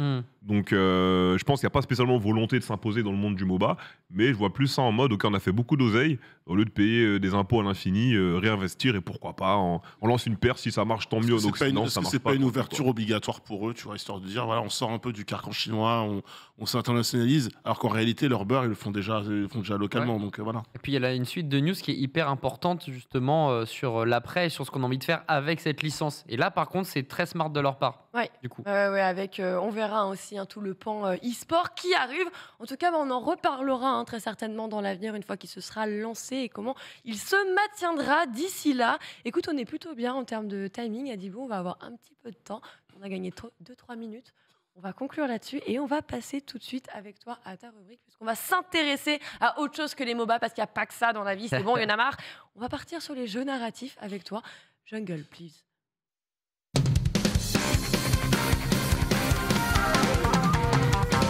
Il a chaud, il enlève les vêtements, c'est parti, ça sort les tatouages, On ça se se met met en debout. condition. Allez, silence plateau, s'il vous plaît. Tu vas nous Silence casser la plateau. gueule ou quoi? Non, silence plateau, s'il vous plaît. C'est sérieux. Hein, c'est C'est sérieux. mis debout. Il s'est mis les debout. tournages. Nanix, tu peux me faire un clap, s'il te plaît? Bien sûr. Ok, Par contre, là, attends. il était trop meilleur. Ah bah d'accord. Lox, la caméra Fais le tourne, clap. c'est bon? La caméra, le clap a déjà été fait, que la caméra tourne, tout est ok? En fait, il n'y a pas de starter, je sais pas si on est en règle là. Ok, on va dire oui, monsieur le réalisateur. Et action. Merci beaucoup, monsieur le réalisateur. On va parler de jeux narratifs. Ah ouais. On sort Ah ouais. les bobines. Et oui, on a bossé dans le Cinoche avant. Let's go, mon gars. Hop, allez, on sort les bobines. On va parler de jeux narratifs. Et ce que vous venez d'apercevoir, d'entendre ici même, ce n'était pas juste un what the fuck, mais c'est bel et bien ce qu'on peut entendre en plateau, en tournage, que ce soit à la télé, peut-être parfois même sur Twitch, clips, courts-métrages, longs, pubs, etc., etc. Vous êtes vraiment dans l'œil du cyclone du 7e art, ou plus précisément du cinéma, où on raconte des histoires uniquement en vidéo et où nous sommes juste de simples spectateurs. Maintenant, les jeux narratifs qu'on va trouver sur PC, sur console, sur mobile, je ne dis pas que les développeurs, les auteurs et les prods qui font ça ont ce même esprit, pensent à ce qui vient de se passer là, mais il y a quand même un monde où, chez certains, notamment sur des studios où le cinéma et le jeu vidéo sont intimement liés, il y a un monde où ça se passe vraiment comme ça. Si je vous dis cinéma et jeux vidéo, vous pensez à quelle entreprise, à quel studio de développement? Comme ça, si jamais on doit trouver un lien entre les deux, pour vous, quel est le studio de développement de jeux vidéo qui est le plus proche de l'univers cinématographique? Comme ça. Reza, si tu as une idée, ou Nanix, ou Lox. Le jeu qui est plus proche du... Pas le jeu, le studio de développement. Alors, il y en a un qui a un Non. nom comme ça, qui s'appelle Hideo Kojima. Et genre, Ah ouais. Ouais, ouais, t'as aussi ceux qui font les Arkham, les Ah Batman Arkham. bah, le chat là. Ouais, c'est- quand mais il y a un quand il- français, Voilà, bien sûr. Quantic, ouais. Ouais, il y a Quantic Dream aussi, c'en est quelques-uns. Supermassive. Oui, on peut. Ouais, Dark on peut les Pictures aussi. Dark Pictures, c'est, Quantic Dream. Quantic, Azalite Studio. Hein. En vrai, quand tu prends un Way Out, c'est très movie. Hein, de toute façon. T'as Monica quelque part. Ouais, Santa Monica Studio, Naughty ouais. Dog, hein, du Santa coup. Monica Studio et Le Naughty dernier Dog, God of ouais. War, le dernier God of War, The c'est un Last film, of hein. Us. Et justement, on va en parler. On m'a cité plein d'exemples. Il y en a qui Ouais. sont alors pile poil dans le jeu vidéo narratif et je vais vous expliquer ce que c'est parce que c'est un peu le but de la chronique finalement. Et puis il y en a d'autres où on peut se poser la question, genre du Santa Monica, etc. On va y revenir. Donc évidemment, The Quarry sort demain. C'est un jeu qui va être axé sur la narration et le jeu d'horreur, le teen movie où vous allez partir plus ou moins en vacances. Il n'y a plus d'enfants, on est entre adultes, on fait la fête. Évidemment, ça se passe super mal. Le jeu sort demain. Mais ce qui est très intéressant avec The Quarry, c'est que c'est un jeu qui raconte une histoire et qui met la narration au cœur du débat. Parce que oui, il y a The Last of Us, qui est incroyable, une histoire fantastique. Il y a les BioShock, qui sont également fabuleux, hein, évidemment, une histoire de dingue. J'ai entendu Hideo Kojima. Metal Gear Solid est une de mes sagas de jeux vidéo préférées. Vraiment, hein. Et Dieu sait que l'histoire est vraiment omniprésente. Les Mass Effect, j'en oublie un demi-million largement. Il y a énormément de jeux et plus on avance dans le temps, tu parlais God of War, plus on va rajouter du lore, d'une intrigue et c'est pas juste on tape, on tue ou on résout des énigmes. Mais le problème, c'est que le gameplay, lui, ne met pas la narration au centre de l'expérience. Et ça, c'est vraiment un point qui est très important entre un jeu vidéo, on va dire, classique et un jeu vidéo narratif. Dans les jeux vidéo narratifs, on est censé vivre quelque chose de différent. Et parfois même, on est censé vivre quelque chose d'unique. Un joueur va avoir une fin forcément différente de son copain. Quand il va terminer, il va poser la manette ou il va mettre sur le côté le clavier souris. Il aura une sensation différente, comme lorsque tu regardes un film ou une série, par exemple. Et il y a une autre façon de faire également dans les jeux narratifs, c'est que, on va suivre certains codes, mais surtout, on va se réinventer. On va se réapproprier des choses qu'on a déjà vues, on va les surprendre, on va regarder ce qui se passe aussi du côté des bouquins, Ouais. des séries, des films. Et comme il y a 1000 histoires différentes, il y a aussi 1000 façons de raconter ces histoires. Alors parfois, on a des jeux narratifs qui sont des bouquins, des livres. Je pense notamment à Dear Esther, qui est un vieux jeu vidéo, où juste, on avance, on découvre, c'est un peu une walking simulator, quoi. T'avances, et puis à un moment, pouf, le texte apparaît et tu lis. Il n'y a pas d'action particulière, en fait. Juste, t'es là. Pendant que tu avances, il y a le narrateur qui te raconte une histoire. Et puis, tu vas découvrir ce qui se passe en haut de ce phare. Et puis, tu vas te balader dans les Du plaines. coup, c'est limite un peu contemplatif aussi, quelque part. Ouais, on pourrait dire ça. C'est assez passif. Quand tu avances quelque part, c'est comme si tu tournais une page, finalement. Ouais, Ok. Reza. Je me permets, ça me rappelle justement un des trucs que j'ai préféré du coup dans le dernier God of War, qui était les moments où Mimir te racontait des histoires pendant que tu étais en bateau. Ouais. Donc à chaque fois que tu prenais le bateau pour aller quelque part, Mimir te raconte des histoires et te raconte aussi des choses qui vont arriver dans le prochain God of War. Et moi, c'est un de mes trucs préférés du jeu. Parce Voilà. que le mec, c'est un peu ton narrateur en mode Hunter x Hunter.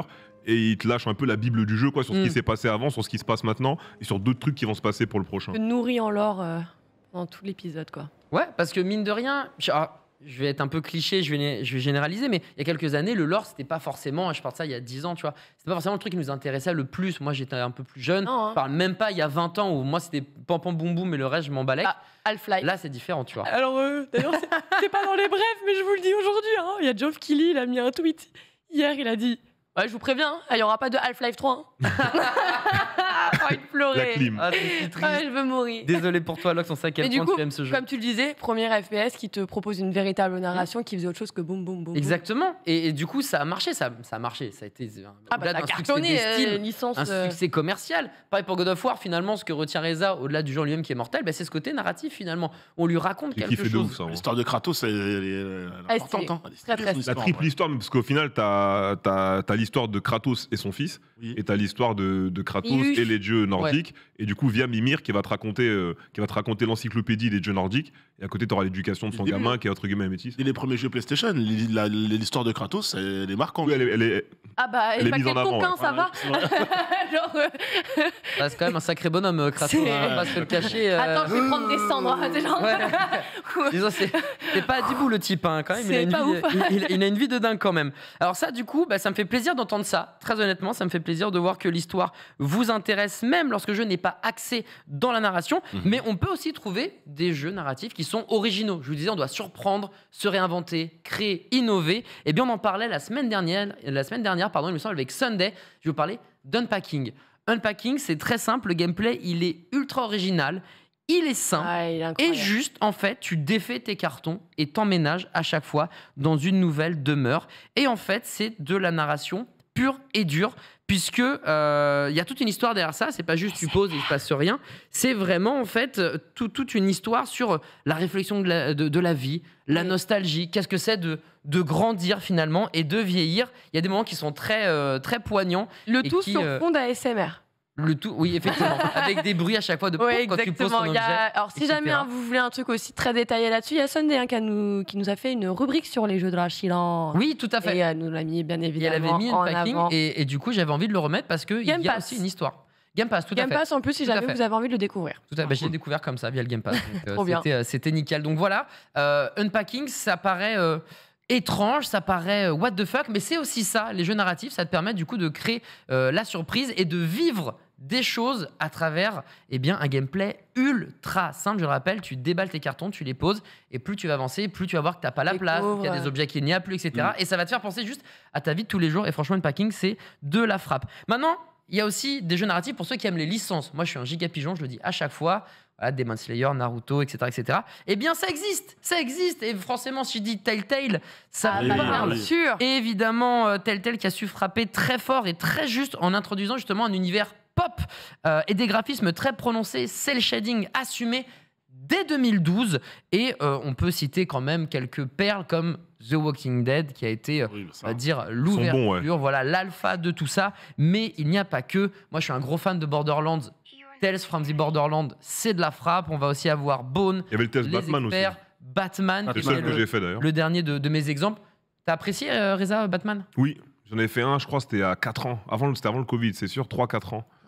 J'étais passé chez un pote, on devait se poser le soir chez lui, il jouait à ça, Ouais, et on est resté dessus en fait. On a fait le jeu en une soirée. la magie. Voilà, On l'a fait toute la nuit.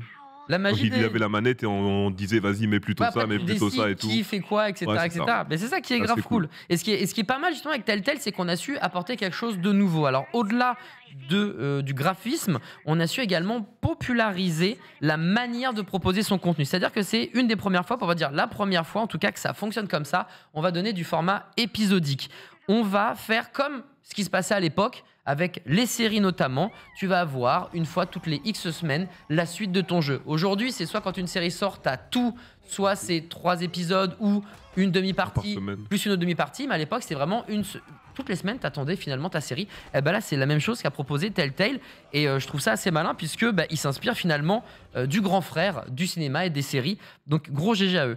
Et donc vous l'aurez compris de manière globale, dans les jeux narratifs, il y a une catégorie infinie. Il y a des sous-catégories, il y a le thriller, l'horreur, la comédie, le contemplatif que tu disais, l'historique, l'exploration, la science-fiction, etc., etc. Mais est-ce qu'il n'y a pas un jeu qui, je vous donne un petit indice, en 2012, n'a pas révolutionné le genre et n'a pas imposé des codes que l'on voit maintenant quasiment partout. Ça fait 2012. partie des... en 2010. Ça a été, en 2010, c'est un très vieux jeu, loin, là. mais le chat avait donné le nom du studio de développement. Et pour moi, en tout cas, ça a été... quand c'est sorti, c'était c'est pas Life is clivant. Strange. C'est pas Life is Non, Strange. c'est 2012. Après, c'est plutôt, pour moi. Genre, c'est vraiment moi, ma vision des choses. Mais ça a été très clivant. C'était soit c'est du génie, soit c'est de la merde. C'est un jeu Quantic. PlayStation. C'est Quantic Quantic, Dream, bah, c'est un jeu PlayStation. Avec le attends, PlayStation Move pas aussi. Beyond Two Souls, c'est Heavy Rain. Non. C'est Heavy Heavy Rain. Rain, Tu exactement. peux le refaire au PS Move après. Exactement. Bah, en tout cas, quand c'est sorti, alors c'était vraiment, ça a été ultra clivant, mais c'est lui qui a plus ou moins instancié une sorte de standard qualitatif qui a vraiment dit bon les gars, alors ok, il y avait Fahrenheit avant et tout. C'est vrai que comme Pas de tu galère. dis, c'était kiff. Soit tu y jouais, tu kiffais en disant oh mais les gars bordel vous avez créé un truc trop stylé Ouais. avec le côté asymétrique de gestion de double machin. Et de l'autre côté, t'avais le côté très frustrant parce que parfois ça manquait un petit peu d'ergonomie. Tu sentais que c'était vraiment la première fois. Et c'est là où c'est hyper intéressant dans le parcours de Quantic, c'est qu'il y a une véritable innovation en fait de cette façon de jouer, de cette mécanique.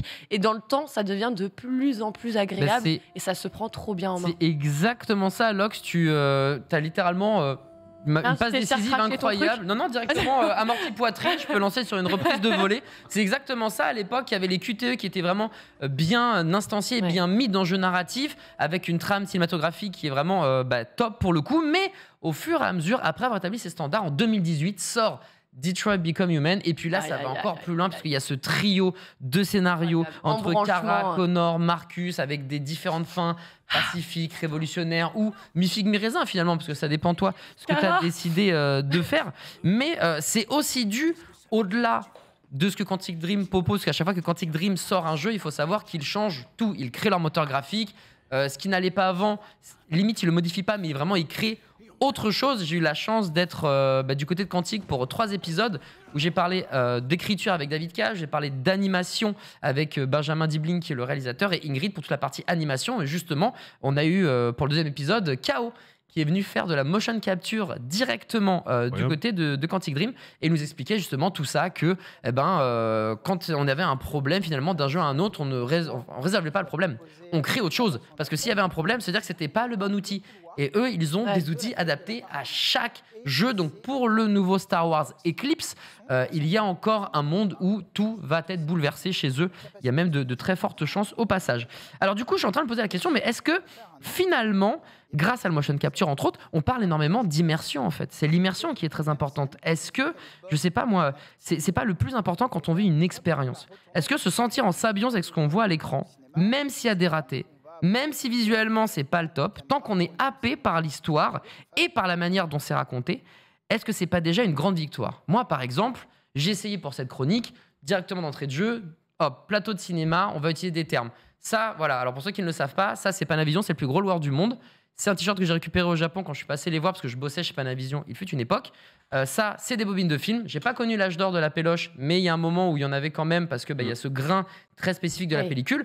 Donc j'ai essayé de faire une sorte d'immersion pour cette chronique. Et quand on regarde The Quarry, justement, on se rend compte que les outils d'immersion sont quand même assez nombreux. La motion capture qu'on vient de voir, il va y avoir également les acteurs, parce que là on a besoin de bons acteurs, de bonnes actrices.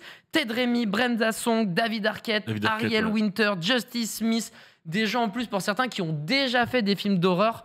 Il y en a qui ont fait même leur spécialité, donc on a des acteurs qui sont faits pour ce jeu vidéo. David Arquette avec Scream notamment. Qui sont marketés, exactement. Ils portent tellement le truc, tellement, genre Scream et compagnie. Le doublage VF, rassurez-vous, est de très très bonne mouture. Et c'est déjà énorme. J'ai l'impression qu'on a tellement peu aujourd'hui de doublage, de bons doublages en plus en VF. Là, c'est rassurant pour ce type d'exercice de dire oui, t'as une vraie voix française parce que sinon ça te sort. Exactement. Et pour ceux qui disent ouais, mais le gameplay, parce que voilà, c'est quand même important dans un jeu vidéo, il n'y a pas de souci parce que tu peux regarder sinon le jeu comme un film. Donc tu te regardes ça, tu mets play, ça joue tout seul. Ou alors tu peux jouer en multi et en local. Donc si tu as quand même envie de te faire une soirée avec des potes, tu peux jouer, je crois, jusqu'à 8 en local. 8, ouais, chacun prend son propre héros, ou jusqu'à 9. Et du coup, chacun choisit sa propre fin avec des embranchements totalement différents et pareil en ligne. Donc The Quarry, ça va finalement un step plus loin grâce au multi et grâce à cette, on va dire, campagne, même si, encore une fois, on est beaucoup sur du QTE et sur des actions qui vont pas te demander de faire des quarts de cercle avant ou des 360 grab à la Zangief. En tout cas, voilà, rassurez-vous à la fin de cette chronique, si vous n'avez pas encore trouvé votre pépite narrative, c'est pas très grave, c'est un genre de jeu qui est loin d'être mort. En plus de ça, il y a beaucoup de studios indés qui font des dingues chaque année. Bref, faites-moi confiance. Monsieur le réalisateur, j'ai tout dit? On a tout dit, donc je pense qu'on va aller vers la fin. It's a wrap! Coupé! Bravo!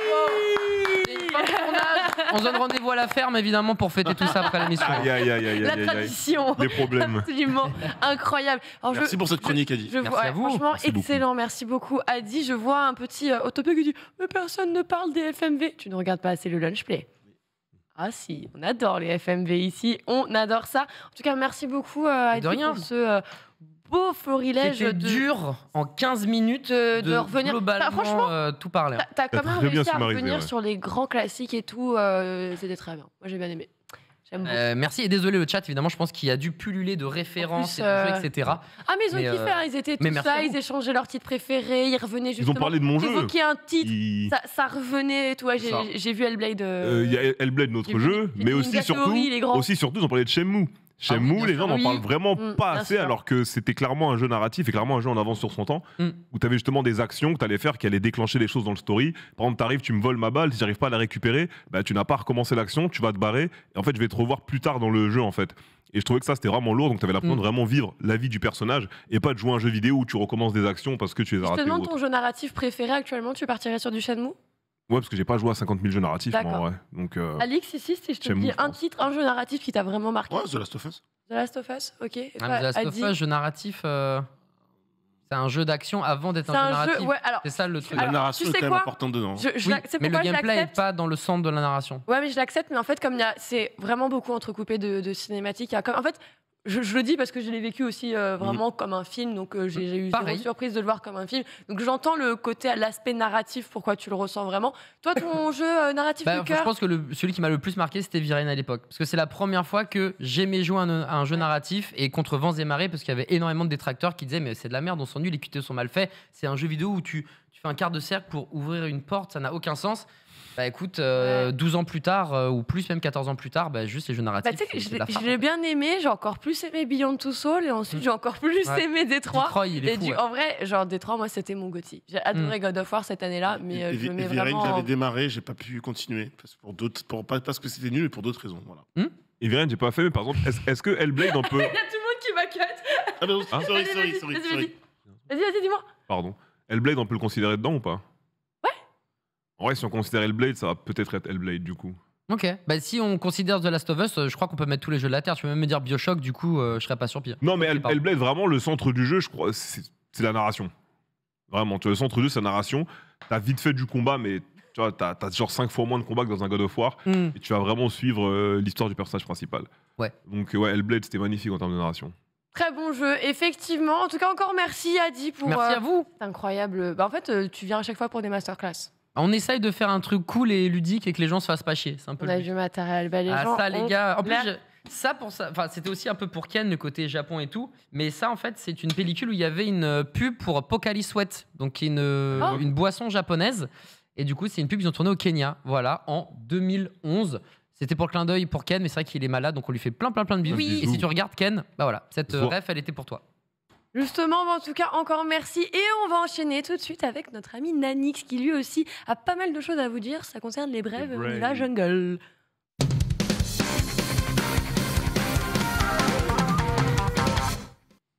Alors, quoi de beau, quoi de news aujourd'hui? Apparemment, on va manger une petite série. On a eu le droit à une petite bande d'annonces. Ouais, annoncée en 2020 du côté évidemment de CD Projekt Red. On attendait Cyberpunk Edge Runners. La série avait été annoncée et datée pour 2022. On n'avait pas trop de news. Mais heureusement, la Netflix Geek Week est passée par là. C'est tombé hier soir aux alentours d'1h du matin chez nous, heure française. La première bande annonce de Cyberpunk Edge Runners. Et il sera évidemment question des Edge Runners, donc d'où le titre évidemment de la série, des sortes de mercenaires hors la loi dans la ville évidemment de Night City, série qui va se passer dans l'univers de Cyberpunk, mais qui ne sera pas liée réellement jeu direct. au À jeu part le directement. fait que ce soit des Street Kids, qui est l'une des classes qui est proposée dans le jeu. Il y aura beaucoup de refs, mais d'ailleurs je vous invite, comme ça c'est en dehors de la brève, allez sur le site de Netflix France, la chaîne YouTube, il y a un Behind the Scenes partie 1 de 11 minutes, 12 minutes à peu près, dans lequel les gens qui ont fait la série et les développeurs du jeu vous expliquent les différences et pourquoi ils ont vraiment voulu que cette série existe et l'accent qui a été mis dans le jeu pour Night City et l'accent qui a été mis dans la série sur Night City dans la série. Donc voilà. Pas mal de Ok. choses. Ah, Je sais super pas propre, si vous attendez un petit. Ça va regarder, ça va. Ouais, ça va regarder. arrêter. Bon, moi, ça va regarder. C'est beau, déjà. Donc, c'est bien. Et je connais pas forcément l'histoire du jeu, parce que moi, j'avais pas fait le jeu encore, Cyberpunk. Ouais, pareil. Donc, la série Ah, arrive. découvrir. Une petite série, moins, ça animée, vous 10 spoil pas. épisodes. C'est le Ouais, je vais principal. regarder. Hein. Je vais regarder. Ouais, totalement pareil. Et du coup, tu m'as dit que c'était un. C'est japonais, c'est ça? C'est un Ouais. studio de. Ouais. Bah, ça aussi, c'est rassurant parce que, no offense, hein, mais j'ai beaucoup de mal dès que c'est des Américains ou des Européens qui dessinent et tout. Quand ils veulent faire du manga ou de l'animé, entre guillemets, tu vois, t'es en mode laissez ça aux Japonais, franchement, c'est des cracks. Et du coup, je suis très content que les gars se soient dit non, mais on va laisser ça aux pros.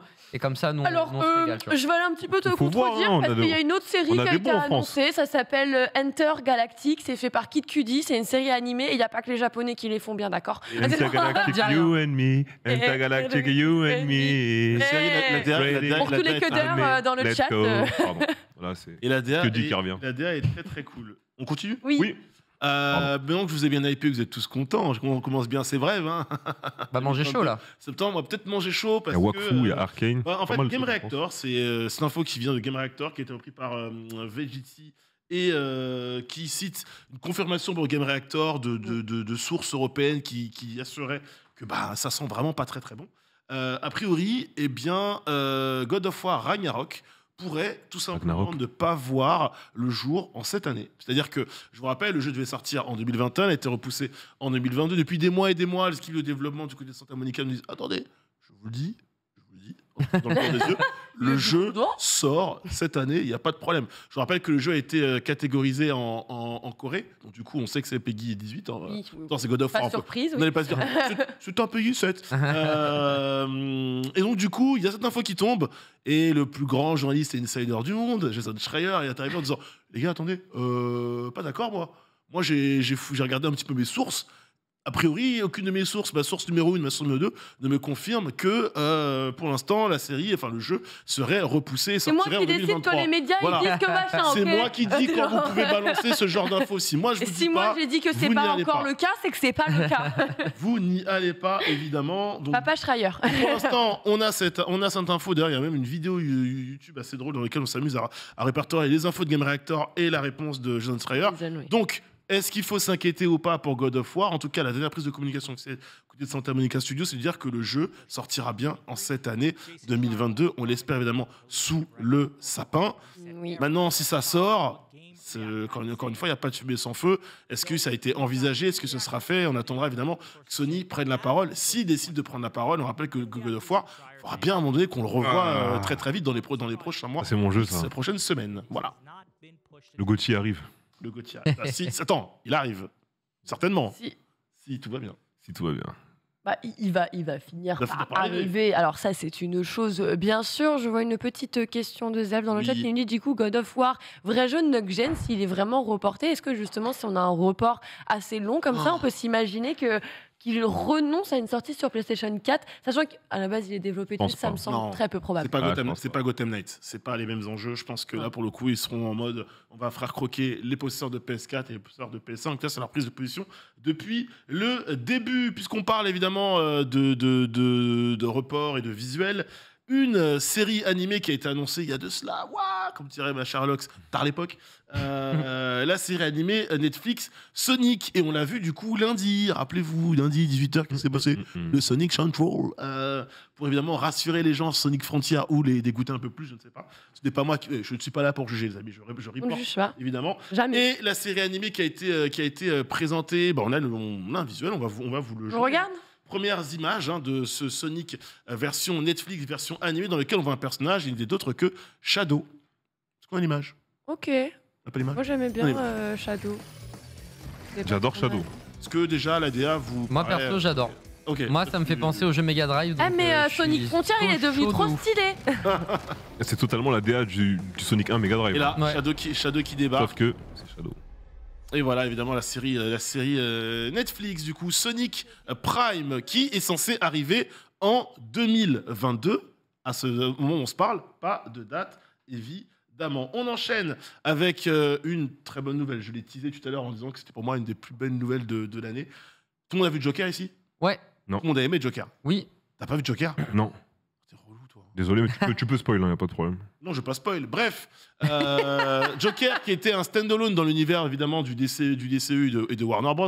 En gros, c'était un film qui n'était pas directement lié, à d'autres films. Il n'y a pas une volonté de mutualiser ça avec la Justice League, avec les autres Batman, etc. Et donc du coup, on le savait. Il y avait une grosse rumeur. On rappelle que Warner avait pris que 50% des parts de revenus de ce qu'avait rapporté Joker dans le contrat qu'ils avaient passé, etc. Et du coup, Todd Phillips, Warner, Joaquin Phoenix, ça a discuté pas mal, potentiellement d'une suite, évidemment, quand il y a autant d'argent. Je rappelle, Joker, c'est 50 millions de dollars de budget pour 1 milliard de dollars au box-office. Voilà. Wow. C'est l'une des meilleures opérations de l'histoire. Hashtag Vraiment. Blair Witch de Voilà, l'époque. hashtag ouais. Blair Witch. Hein. Et ben ça y est, sur Instagram, Todd Phillips a tout simplement posté ce visuel suivant dans lequel il annonce l'arrivée de Joker 2 avec un script qui s'appelle une Folie à deux. folie à deux, tout à fait. D'ailleurs, Oui. l'image d'après, si on zappe, voilà, on voit Ça va être Joaquin Harley Phoenix Quinn. qui En clope train au bec, de- ouais, qui est en voilà. train de qui taffe, quoi, Eh, tout simplement. ça joue l'artiste, tu sais, genre, Voilà. joli le script. Ah, je Et sais du pas. coup, le titre, évidemment, laisse peu de place au suspense sur qui accompagnera le Joker dans cette suite, à savoir Harley Quinn. Et pourquoi je vous dis ça? D'ailleurs, on remercie évidemment les bros d'Allociné. Très bel article, hein, justement, que j'ai cité hier soir. Une folie à deux. Folie à deux, c'est aussi un terme qui est donné lorsqu'on parle de troubles psychotiques partagés. Et pour même détailler, c'est une situation dans laquelle une personne, au contact d'une personne au comportement déjà dérangé, commence à calquer son comportement sur cette personne. Ça n'est C'est pas- marrant. Pas quelqu'un du tout. Voilà, c'est marrant, c'est un peu ce qui arrive à Harley Quinn Non. avec le Joker. À deux, tu es. À deux, voilà, évidemment. Bref, moi je suis hypé et évidemment pour l'instant pas de date, ils viennent juste de commencer à aller Alors, voir le hypé de. Moi, pareil, tu vois. Moi, je m'en fous. Effectivement, il aurait pu se terminer. Ça aurait pu être Joker 1 et Ouais. pas de suite. Ça aurait été très bien comme ça. Le truc, c'est que quand tu manges aussi bien à la cantine et qu'on te propose la même chose, tu peux pas dire non. Le seul petit bémol, ça va être de rester dans ce côté. En fait, c'est très. On va dire réaliste entre guillemets. Ouais. C'est-à-dire que t'as pas les super-héros. Le Joker, il est pas en mode Microsoft, tu vois, il a pas argent infini, etc. Mais ça devient un leader au fur et à mesure de l'histoire, mais dans un côté très réel, tu vois. Le mec, c'est une brindille, il va jamais se fight 1v1 avec n'importe qui. Il est sûr de perdre, tu vois. Mais il a ce côté dérangé qui est très bien présenté, etc. Donc moi, le seul truc qui me fait peur, c'est que dans cette suite, on veuille justement toucher un peu plus au côté irréel et super-héros. Pour que ça soit vraiment une réussite, faudrait rester dans ce côté réaliste. Mais alors, comment tu fais pour mettre Harley Quinn et comment tu fais pour que tu dérives pas et que ça ne devienne pas caricatural ou super-héroïque, etc. Je sais pas comment ils vont faire, mais s'ils arrivent à rester sérieux dans le Joker 2, ah, franchement, il y a un monde où... Enfin, c'est un truc de ouf, genre peut-être même plus intéressant encore que le premier Joker. Après, n'oublie pas, juste pour terminer avec la bref, c'est que la prise de risque sur Joker, c'était ça, de montrer finalement le thème principal, c'est-à-dire n'importe qui aurait pu être lui, aurait pu être le Joker, vu la vie de merde qu'il a, etc. Donc au final, tu sors un peu de l'essence du comics, tu proposes quelque chose d'assez innovant. Je pense qu'on peut faire pareil avec cette suite. On enchaîne, parce que vous le savez, les Saoudiens et le jeu vidéo, ça marche depuis quelques années, depuis pas mal de temps. On investit. Rachète SNK investit. bien fort, par exemple. Bah, ça prend 96% du capital de SNK, plus de 5% chez Capcom. Ça acquiert 5,01%, c'est important, 0,1% chez Nintendo. Et surtout, désormais, depuis quelques heures, c'est désormais pour le prince saoudien Mohamed bin Salman, 8,1% du capital d'Embracer Group. Cette entité dont on parle depuis le début de l'année, puisqu'ils sont sur des rachats, ils sont de plus en plus énormes, ils achètent des studios. On n'a pas encore vu la tronche des jeux, mais en tout cas, il y a quand même un gros projet derrière. Donc, c'est en gros l'investissement qui a été fait, c'est de 1 milliard de dollars. Et en fait, Embracer Group explique derrière qu'ils vont pouvoir créer un hub en Arabie Saoudite, puisque là-bas, le jeu vidéo devient quelque chose de plus en plus mouse, costaud et de gros, et qu'il y aura plein d'activations, de partenariats, de choses qui seront faites également de manière locale. Donc voilà, et je rappelle également 3 milliards de dollars déjà également investis pour ce monsieur Mohamed Ben Salman chez Activision Blizzard. Il faut Ouais. savoir que quand la vente sera effective, il fera partie de ceux qui touchera de l'argent, du coup, derrière ça en termes de dividendes. Electronic Arts et Tech2. Ouais, Donc, c'est- clairement, le monsieur est partout. Hein. Le Moyen-Orient aussi, sur le terme e-sportif, alors je fais vraiment une micro-parenthèse parce Vas-y, que l'e-sport c'est forbidden, mais grosso modo, le Moyen-Orient, Émirats Arabes Unis, etc., investissent des sommes colossales dans l'e-sport. Il y a des tournois, il y a des licences, il y a des structures, il y a des équipes, il y a des volontés de créer des choses, des vrais arénas, des stadiums, etc. Donc ouais, là, tout ce qui est Arabie Saoudite, Moyen-Orient, ça va exploser dans les années à venir. Et on espère derrière que le continent africain va suivre parce qu'on le dit aussi très souvent, il y a des sacrées pépites en Afrique. C'est juste que il n'y a pas forcément l'argent nécessaire pour avoir des infrastructures nécessaires, mais il y a déjà des joueurs, ne serait-ce que des joueurs qui sont hyper talentueux et qu'on espère voir, en tout cas sur le plan e-sportif, exploser sur la scène internationale. On veut des Arslan H Story, s'il vous plaît. On veut sortir aussi du carcan. Il n'y a que le pétrole chez nous, du côté de l'Arabie Saoudite. Un jeu / film interactif / narratif sous Unreal Engine 5 vient de pop et vous n'êtes pas prêts. Est-ce que vous avez déjà entendu parler ici du projet Ça M m'a fait peur. Euh, J'ai cru que c'était Project Mara de Ninja, Ouais, de Ninja Theory. ouais. Eh bien non, ce n'est pas Pas du celui-là. tout.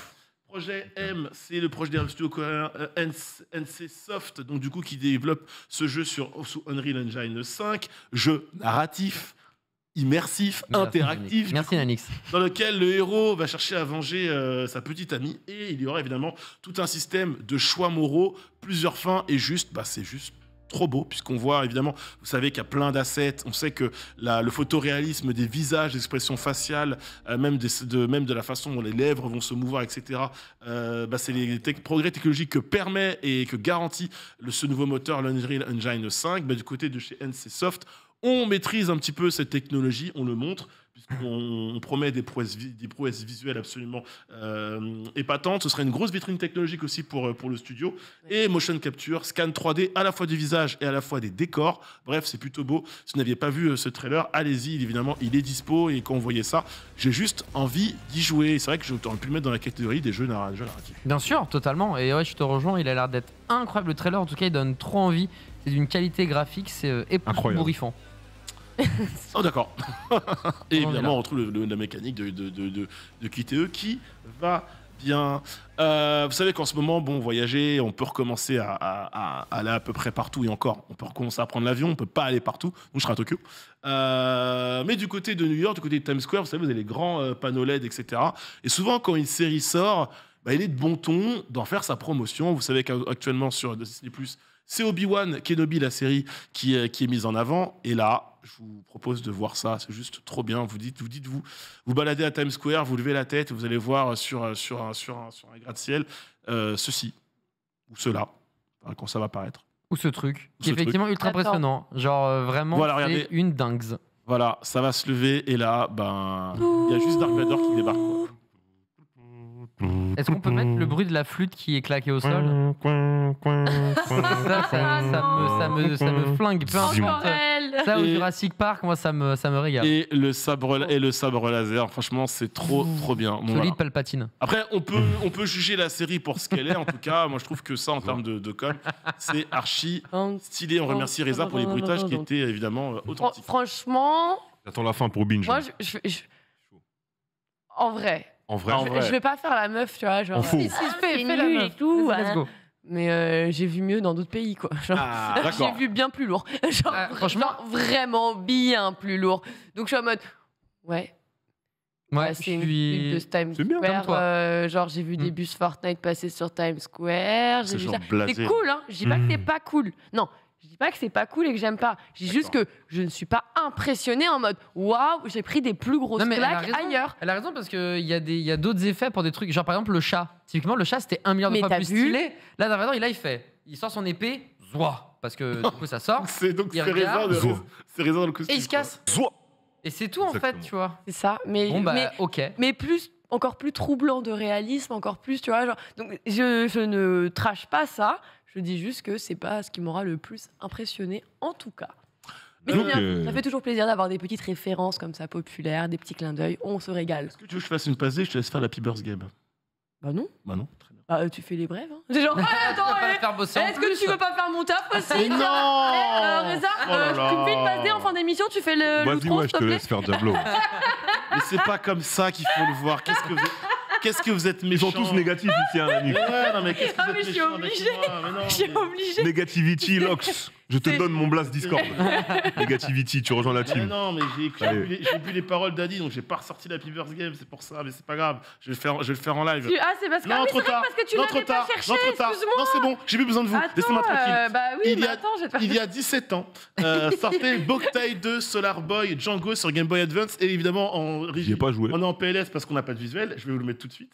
Ah, je l'envoie. Très Vas-y, bien. parle et moi j'envoie. Bah voilà, le jeu a. C'est quoi comme jeu 17 ans. Bah ça m'a l'air d'être un. Je pense que c'est RPG. Parce que je ne connais pas ce jeu moi-même. Ça me dit rien du tout, effectivement. Apparemment, Boktai 2, comme on- dit on Tasty dirait Burger, un je passerai à la compta. Mais c'est Solar Boy Django. terrible.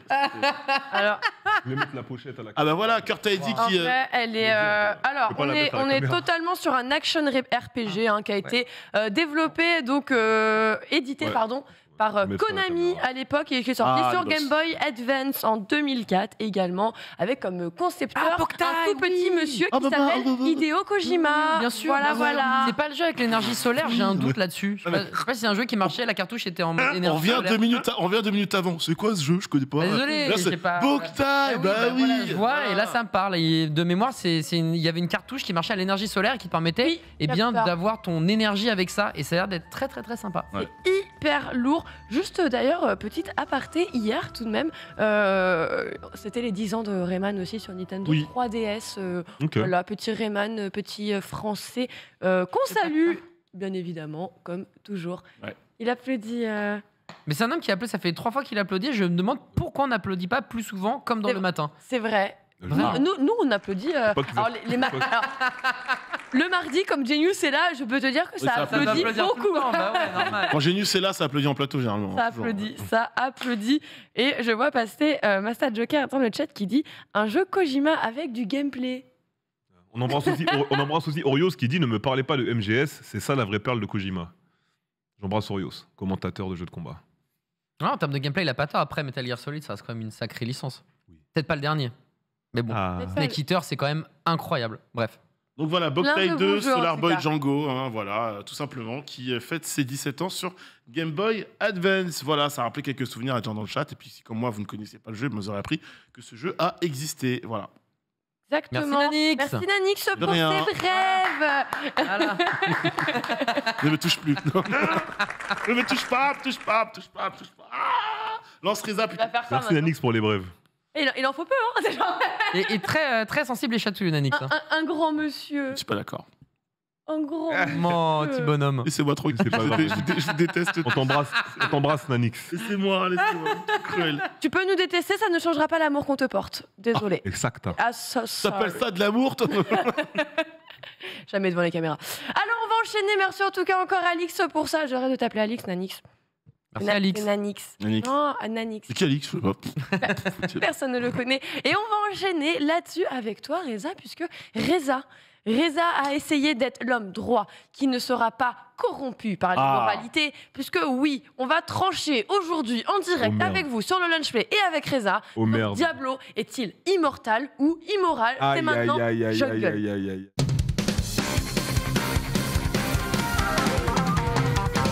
Des problèmes?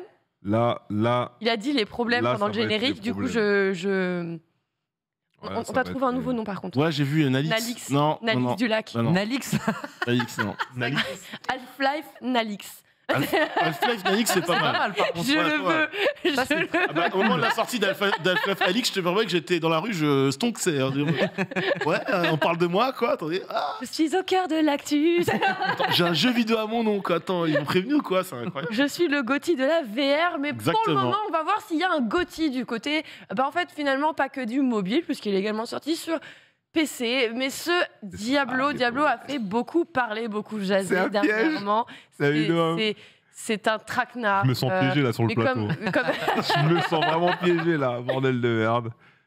C'est dur. Il y a le chat qui m'attend au On tournant va être- sur on la va être conclusion. dans- Le chat, mais le chat, ça va. c'est quoi? Attends, moi je remets le chat là. Non, Le chat tranquille. n'est pas tendre, je vais répondre one by one à chacun des Non, messages. mais Désolée, des fois j'ai ils pas ont raison de tout, pas être tout tendre avec check. le jeu. Moi Mais- j'aime les gens qui donnent leur avis sur le jeu, tu vois, leur vrai avis. Ah non, Donc il mais n'y a pas de souci. tendre avec toi et ton avis. Hein non, moi Après, t'inquiète, ce moi qu'ils pensent j'ai. du jeu, bien évidemment, ils sont libres de penser ce Non, mais qu'ils en veulent. Il y a ce que le jeu vaut et il y a le drama qui est autour aussi. Voilà.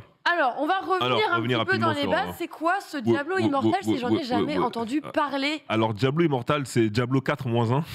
Voilà, je suis désolé. Diablo 3.5. C'est pas le C'est marrant, ça, j'aime beaucoup. Au Non, revient, 2.5. 2.5. Du coup, Ouais, c'est- en vrai, c'est 2.5. La chronique 2.5, commence c'est bien. entre les 2 et 3, Voilà. donc ouais. Donc, faut savoir qu'on a eu Diablo 1, on a eu Diablo 2, on a eu l'extension qui s'appelait Lord of Destruction, Mhm. et après, on a Diablo Immortal, du coup, qui va se placer entre Diablo 2 et Diablo 3. Il y a une dizaine d'années, on avait eu Diablo 3, et à la BlizzCon 2018, on pensait avoir l'annonce de Diablo 4. Malheureusement, Diablo 4 ne verra pas le jour, mesdames et messieurs. Et à la place, on aura Diablo Immortal, sorti la semaine dernière, avec 30 millions de préinscriptions, qui aura fait ses débuts sur mobile et PC. Voilà, Mhm. voilà. Donc Diablo, qu'est-ce que c'est? C'est un MMORPG, tout comme le récent et célèbre Lost Ark, j'en avais parlé la dernière fois. Il y a eu sa sortie en Occident, qui est arrivée il n'y a pas longtemps. Le jeu se veut être aussi un hack and slash, donc c'est un MMO action RPG et hack and slash. À l'époque, c'était pas forcément... t'avais pas le côté MMO à l'époque, puisque le jeu se jouait majoritairement offline. T'avais un mode online qui était là au début pour de la coop, puis t'as eu un mode online qui est arrivé pour faire du versus, mais c'est arrivé vraiment à partir de Diablo 3 où il fallait être connecté en ligne pour pouvoir jouer au jeu. Donc là, on a des images du jeu qui passent en fond. Donc on retrouve toute la base des Diablos qu'on a habituellement, des créatures, des donjons, des quêtes qui seront au rendez-vous, ainsi que des événements, un scénario inédit. On le disait, le scénario prend place entre Diablo 2 et Diablo 3, donc on va retrouver des personnages iconiques comme des Kenkard ou des mecs comme ça. Chaque zone du jeu possède une restriction de niveau, donc après avoir terminé les missions solo, il sera important d'enchaîner sur de l'annexe pour ne pas être dépassé. Voilà, on a eu le jeu qui est sorti donc la semaine dernière, tout est bon, tout est frais. On va maintenant rentrer un peu dans le dur. Ah. On va rentrer un peu dans le dur. Dans ou le pas. vif du sujet. J'ai mis des vidéos sur le runner. Hop là, donne-moi 2 secondes, je sais pas si vous les avez derrière. Pas encore. Hop là. Si, ça va aller. Alors justement, Ça va je arriver. reprends parce que j'ai vu 2 commentaires qui se sont enchaînés en disant « Ouais, ce Diablo-là, il est nul. » Et autre qui dit « Alors moi, autant que j'aimais pas les Diablos, mais celui-là, je l'ai bien aimé. » Comme quoi, on ne peut jamais contenter tout le monde. De ouf. On est bien de la preuve. En tout cas, Avant de passer même aux vidéos, on va prendre rapidement l'univers de Diablo. Donc ça prend place dans un monde fictif, médiéval fantastique. L'histoire se déroule dans le village de Tristram, un village du royaume de Canduras, où se trouve un monastère construit de nombreuses années auparavant.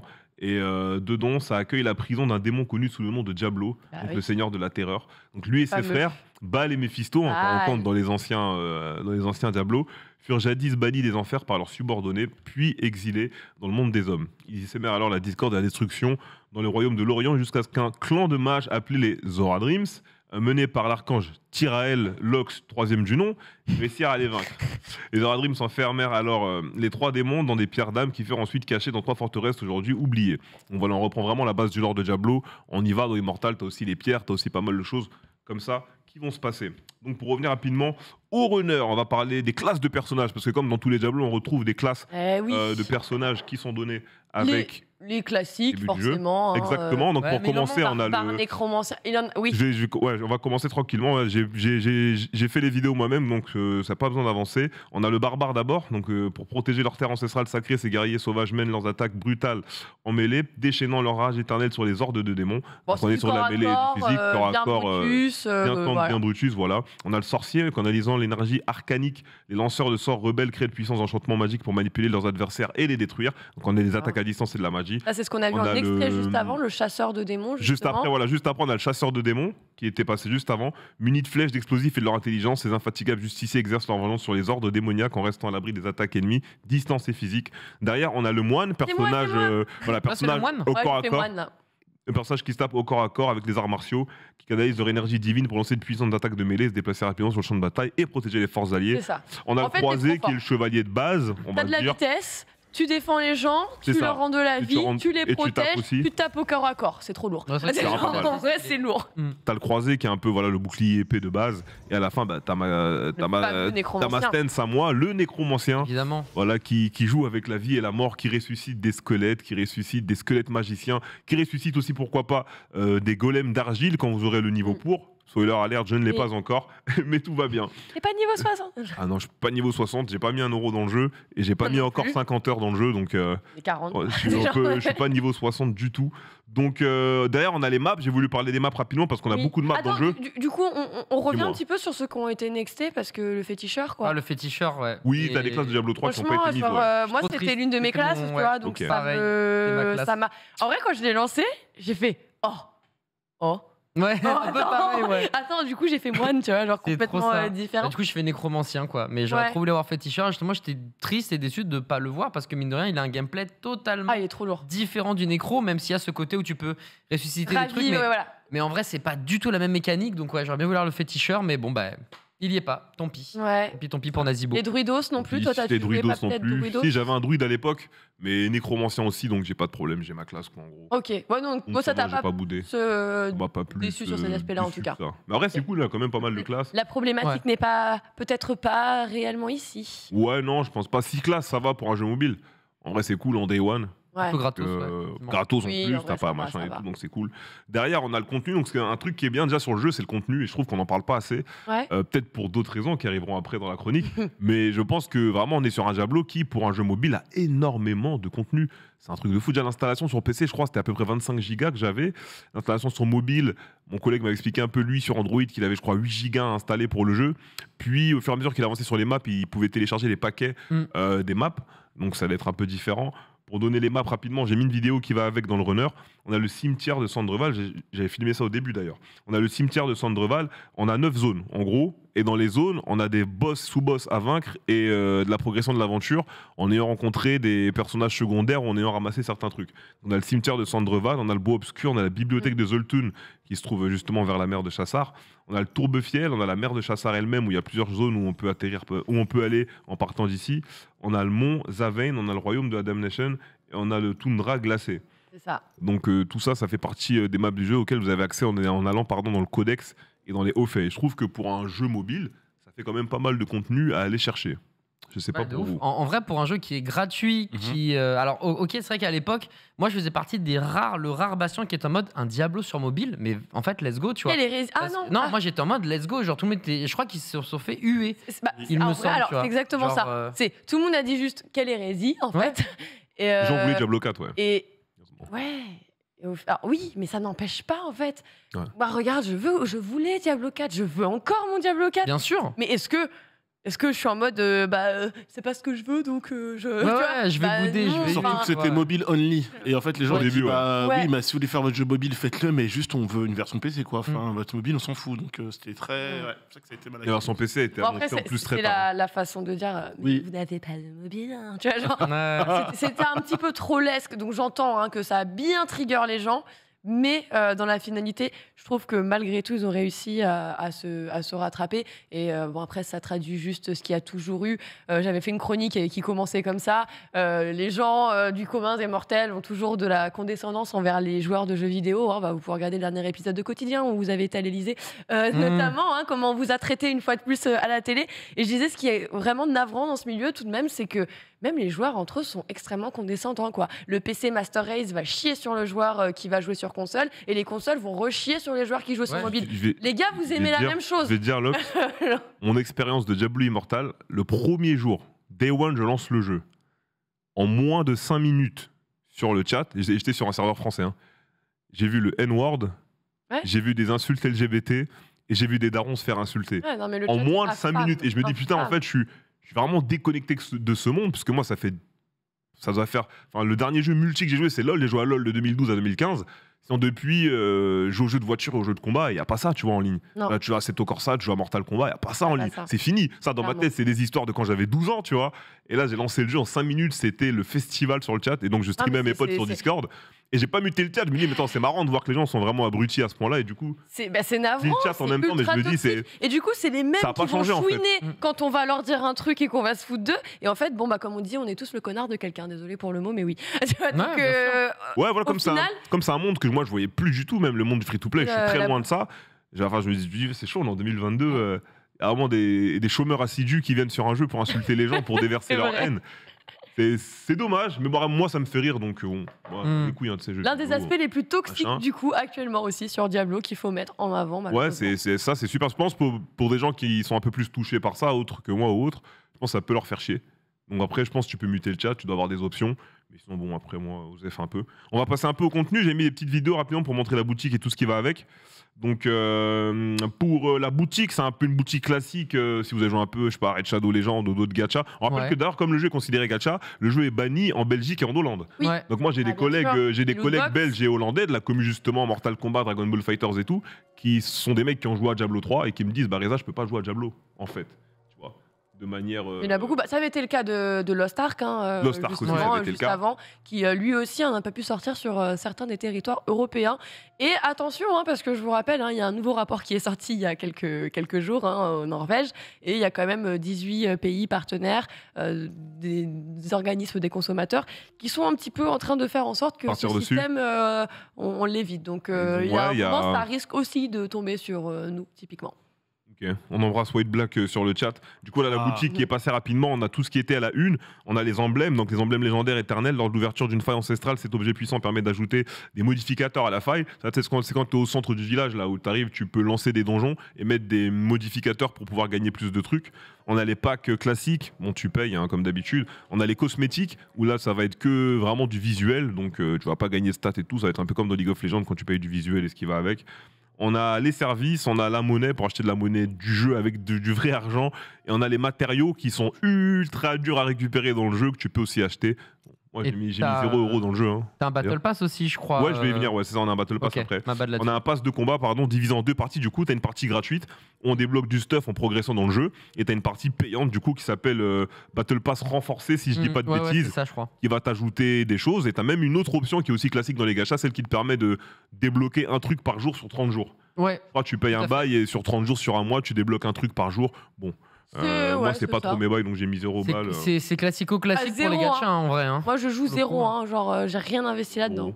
Ce qui est dommage, après, je trouve que le soft cap, il arrive très vite, personnellement. Donc, ce que j'appelle soft cap dans le jeu, c'est que ça devient dur de monter des niveaux, on va dire, normalement. Parce que moi, du coup, je fais le mode histoire.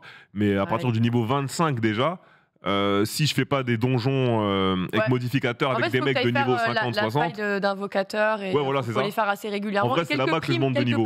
Exactement, je prends les primes au tableau, je fais les invocations, les failles en mettant trouver une équipe. Généralement, je trouvais déjà des mecs au Day 2, ils étaient déjà niveau 50. Je sais pas comment. Et puis t'as l'activité, t'as les activités de faille. Par exemple, hier, c'était la tombe de Fenrir, tu vois. Et puis après, tu peux y retourner, tu grattes un peu à gauche, et ça te permet tu grattes un peu à gauche, à droite. C'est ça. Et vraiment dans le gacha aussi où si tu payes pas, à partir d'un certain niveau, il faut vraiment que tu fasses au moins les missions tous les jours. C'est comme un peu sur Red Shadow Legends, sur machin, sur le Senseiya gacha, sur des trucs comme ça. Si tu fais les missions tous les jours, t'es bien, ça va te prendre, on va dire, 30-40 minutes par jour, mais il faut être motivé pour jouer tous les jours. Après, c'est ça. Et en fait, il y a un côté où j'arrive à entendre que certaines personnes en veulent d'investir là-dessus et tout, parce que forcément, ça alimente le truc. Sauf que tu as le côté où tu as envie de dire ouais, mais c'est pas une obligation, donc tu peux pas reprocher à quelqu'un qui est libre en fait de prendre ses décisions. S'il a envie de le faire, qu'il le fasse. Moi, là où je vais être vraiment impartial, c'est sur le fait de comment ça se passe pour quelqu'un qui veut mettre 0€. Je ne veux pas investir dedans. Est-ce que je peux kiffer? Est-ce que je peux quand même évoluer et avoir un perso viable? Pour l'instant, moi, je kiffe. Donc moi, je te dis, j'ai pas ton nombre d'heures de jeu. J'ai fait à peu près 1 heure par jour sur 7 jours. Donc je dois être à peu près à 7-8 heures de jeu en vrai. Et 7-8 heures de jeu, ça me met niveau 31, 32. Je suis à peu près. Là, je suis à la mer de Cachar, je crois que ça s'appelait. La mer de Cachar, ça avance bien. On doit tuer les boss. On a tué quelques boss, quelques sous-boss. Pas mal de donjons. Mais tu sens quand même que là, ça doit faire au moins 1h30 que je suis niveau 31. Tu vois. C'est-à-dire que ça avançait bien pendant un moment. Et là, sur mes 2 dernières sessions, je suis toujours niveau 31. Donc tu sens quand même que ça commence à se rétrécir. Donc derrière, moi, j'avais une petite question rapidement pour le plateau. Selon vous, le jeu pay to win ou pay to fast? Pay to win. Là, j'aurais dit pay to fast. Ouais. Moi, pour l'instant, j'ai envie de penser pay to fast parce qu'en fait, il n'y a pas de PVP, mais je crois que tu as un classement par rapport à des donjons que tu dois faire avec un timing, c'est ça. Donc, bon, là-bas, c'est du pay to win, clairement, on va pas se mentir. En vrai, ouais. Mais pour faire le jeu, tu peux faire le jeu sans payer. Donc, est-ce que le jeu n'est pas tout simplement un pay to fast actuellement? Bah, peut-être. Mais en tout cas, le truc, c'est que. Enfin, t'as pas besoin pour aller au plus loin du jeu, au plus loin de ce que le gameplay peut te proposer. Là, effectivement, si tu mets pas d'argent, je pense qu'il y a un monde où tu vas y arriver, c'est juste que ça va être archi long. de ce que je crois comprendre. Moi, pareil, je joue, mais je suis au niveau 25 ou 26, justement. J'ai joué peut-être 4-5 heures, etc. Mais j'ai pas la réalité de est-ce que le niveau 60, tu y arrives en, je sais pas moi, 40 ou 50 heures. Mais après, ça reste un jeu vidéo aussi, tu vois. Donc, c'est bien que tu sois pas level 60 en claquant des doigts et qu'après tu te fasses chier, tu vois. C'est ça. Alors, c'est normal qu'il y ait une. Et puis, c'est un hack and slash, quoi. Je veux dire, le jeu est répétitif de base. Les hack and slash, c'est répétitif. Ouais. C'est tu tues, tu lootes, tu tues, tu lootes, tu tues, tu lootes. Après, il va falloir se taper les parangons parce que quand on sera niveau max, il va falloir qu'on soit parangon pour augmenter encore nos capacités de 0,5%. Et enfin, genre, moi, ça me choque pas en fait. C'est littéralement le but du jeu. Et quand je jouais à Diablo 3 pendant des heures et des heures, ben, je farmais comme un. Ouais, comme un débile, quoi. Genre, je passais mes journées à farm et je me suis jamais plaint. Je trouvais que l'hôtel des ventes était une hérésie, mais je me suis pas fendu le crâne. Je ne justifiais pas l'hôtel des ventes, en fait. Et ça m'a pas empêché d'avoir un féticheur qui était très fort et qui était bon, tu vois. Genre, voilà, j'étais pas le meilleur, c'est sûr, mais c'était pas le meilleur parce que je n'investissais pas autant de temps. Donc là, effectivement, le fait que tu puisses mettre de l'argent te permet d'aller plus vite. Par contre, te permettra pas forcément de gagner. Mais en tout cas, est-ce que c'est vraiment immoral? Est-ce que c'est vraiment chiant? Franchement, le jeu est gratos, il y a beaucoup d'heures de jeu. Je trouve pas ça immoral. Je trouve juste qu'il y a peut-être 1% de la population qui va râler parce qu'ils veulent faire partie des PGM, mais ça représente 1% des gens, quoi. Et je dis ça, c'est un faux chiffre, mais ça représente une minorité, quoi. C'est aussi c'est Asmongold, du coup, qui avait comptabilisé. C'est Asmongold qui avait fait ça. Qui avait comptabilisé justement le nombre d'heures qu'il fallait, enfin, qui nécessite. Non, le nombre, pardon. Le crédit en banque qu'il fallait. J'y arrive, c'était la suite. Ah, vas-y, je te laisse C'était aller. la suite, y a pas de problème. Je te laisse aller. C'était la suite après. 4 minutes, c'est pour ça. Oui, il reste 4 minutes, c'est pour ça exactement, on y va. Donc on a un chiffre au hasard, les gars. Donnez-moi un chiffre au hasard, les gars, dans le chat. Alors, on l'a déjà fait hier. On l'a fait en bref. Vous l'avez déjà fait en bref? Ouais. Ah merde, ok, bon, y a pas de problème. Bon, et le chat avait le à peu chiffre. près 103 000 € si je dis pas de bêtises. Donc 103 000 € pour améliorer ton personnage au maximum. Nous devons cette enquête au youtubeur du coup Belluard. News qui a réalisé une longue vidéo de 39 minutes pour faire la liste de tous les packs que vous pouvez acheter dans le jeu Diablo Immoral ou Immortal. Et Asmongold lui avait afin montré d'améliorer une au vidéo où maximum. il y avait un emblème légendaire, ce qui lootait, et sans emblème, ce qui lootait pas. Qui lootait pas, ok. Voilà, avec votre personnage dans le jeu, la note est plutôt salée parce qu'il faut compter environ 88 000 pounds, 70 000 $, ou plus précisément 103 132 €. Pire encore, il semblerait qu'il soit impossible de faire évoluer son personnage au maximum sans dépenser de l'argent réel. Donc ça, c'est il semblerait. Donc voilà, ça c'est une supposition pour la fin, mais ça peut arriver. Donc tout à l'heure, on parlait du niveau 60. C'est ça. Est-ce qu'on peut arriver Moi, pour moi, c'est comme ça que je traduis actuellement. C'est que là, moi, je suis niveau 40, par exemple. Donc je suis niveau de chill. C'est soit je joue, voilà, je viens de le voir passer dans 10 ans sans payer. Voilà, 10 ans sans payer pour réussir vraiment à monter. C'était 50 d'ailleurs. C'est pas 10, c'était 50. Mais t'as soit ça, soit effectivement, t'arrives à ce moment où t'arrives niveau 60 et là c'est fini. Si tu ne mets pas d'argent dans le jeu, je pense que tu n'as plus d'amélioration, plus de possibilités. Tu peux pas aller te choper des Legendary Crest, tu vois, tout ce qui est gemme et tout pour aller justement dans la faille probatoire. Tu n'auras rien, tu ne pourras plus rien choper, tu ne pourras plus rien louper. Donc tu es en mode bon, bah, end of the game, tu vois. Maintenant, tu as quand même 60 niveaux d'aventure qui est gratuite, qui t'est fournie, où tu peux aller te faire kiffer aussi. Donc c'est un petit peu kiff-kiff, vous êtes free to pay or not. Ouais, clairement. Bah, en tout cas, ça nous laisse prévoir peut-être de mauvaises choses pour D4, parce que voilà, c'était un peu un jeu, je pense, qui allait temporiser avant l'annonce de Diablo 4. Là, au contraire, ça fait beaucoup de mauvaises pubs au jeu. Après, je reviens sur ce que disait Laura tout à l'heure, Lox, que bah, en fait, tu peux choisir. Donc moi, mon choix, c'est que je mettrai 0 € dans ce jeu-là, dans tous les cas. Et on verra à terme, moi, si je peux arriver niveau 60 sans mettre d'oseille, en faisant les quêtes, les primes et tout ce qui va avec. Alors, moi, on va y arriver, quoi. Bon, c'est en vrai, je pense que j'ai pas mal joué. Je vais rien dire. Ouais. C'est pas grave. En vrai, moi, j'ai pas l'impression de jouer tant que ça. Bon, je suis niveau 40. J'ai l'impression que ça monte ok. Hein. Mais après, ça reste un jeu vide. Enfin, c'est pas parce que c'est mobile que ça doit être facile. Donc oui, effectivement, bah, toi, tu me disais, ça fait 1 heure ou 2 heures que j'ai pas monté d'un niveau. Bah ouais, mais dans Diablo, à l'époque, bah, tu mettais 2, 3, 4 heures avant de monter d'un niveau. Enfin, quand t'arrives à un certain niveau, les derniers niveaux de WoW, il te fracasser le crâne, c'est si long. Bah ouais, c'est pas grave. En fait, faut pas qu'on fasse amalgame. Jeu mobile, jeu facile, on doit être 60 et tout avoir sur un plateau d'argent. Par contre, effectivement, Lox, t'as raison. Si à partir réellement du niveau 60, tu lootes plus rien, là, c'est une honte. Mais ça me paraît quand même vachement abusé. Pour moi, c'est ça, en fait. C'est à partir de ce niveau-là. Un dernier petit mot justement en conclusion, Reza. Mon conseil, comme d'hab, ne dépensez pas votre oseille pour ce jeu. Voilà, c'est un jeu gratuit, c'est un jeu mobile qui a une version PC. Prenez-le en jeu gratuit, dès que ça vous saoule, passez à autre chose et attendez Diablo 4 pour dépenser votre argent. Comme on le dit dans le chat, c'est un modèle économique de merde. Rapidement, Alix, ouais. Rapidement, le chat l'avait vu, un breaking, vous avez l'article sur jeuxvideo.com pour annoncer que le cloud gaming sur Smart TV arrive du côté de chez Xbox via une application, non pas une télé, une application directement, et que pour l'instant, les seuls téléviseurs qui pourront accueillir évidemment cette application, c'est les téléviseurs Samsung. Et voilà, oui. et plus de précision. Et où est-ce que vous l'avez entendu en premier il y a déjà plusieurs semaines? C'est ici. Voilà. En tout cas, on espère que vous avez passé un bon moment avec nous, pardon. Nous, en tout cas, on a passé un bon moment avec vous. C'était toujours sympa. Merci beaucoup, Adi. Merci beaucoup, Reza. Merci infiniment. Merci à toi, Lox. Merci. Et Lox. on vous laisse avec la suite des programmes sur le stream. Vous vous rappelez, il y a le club Yu-Gi-Oh! Et par la suite, plein de cache-cache ce soir. Plein de conférences qui arrivent. Manga qui arrivent après. Par la suite, passez une agréable après-midi sur le stream et à bientôt.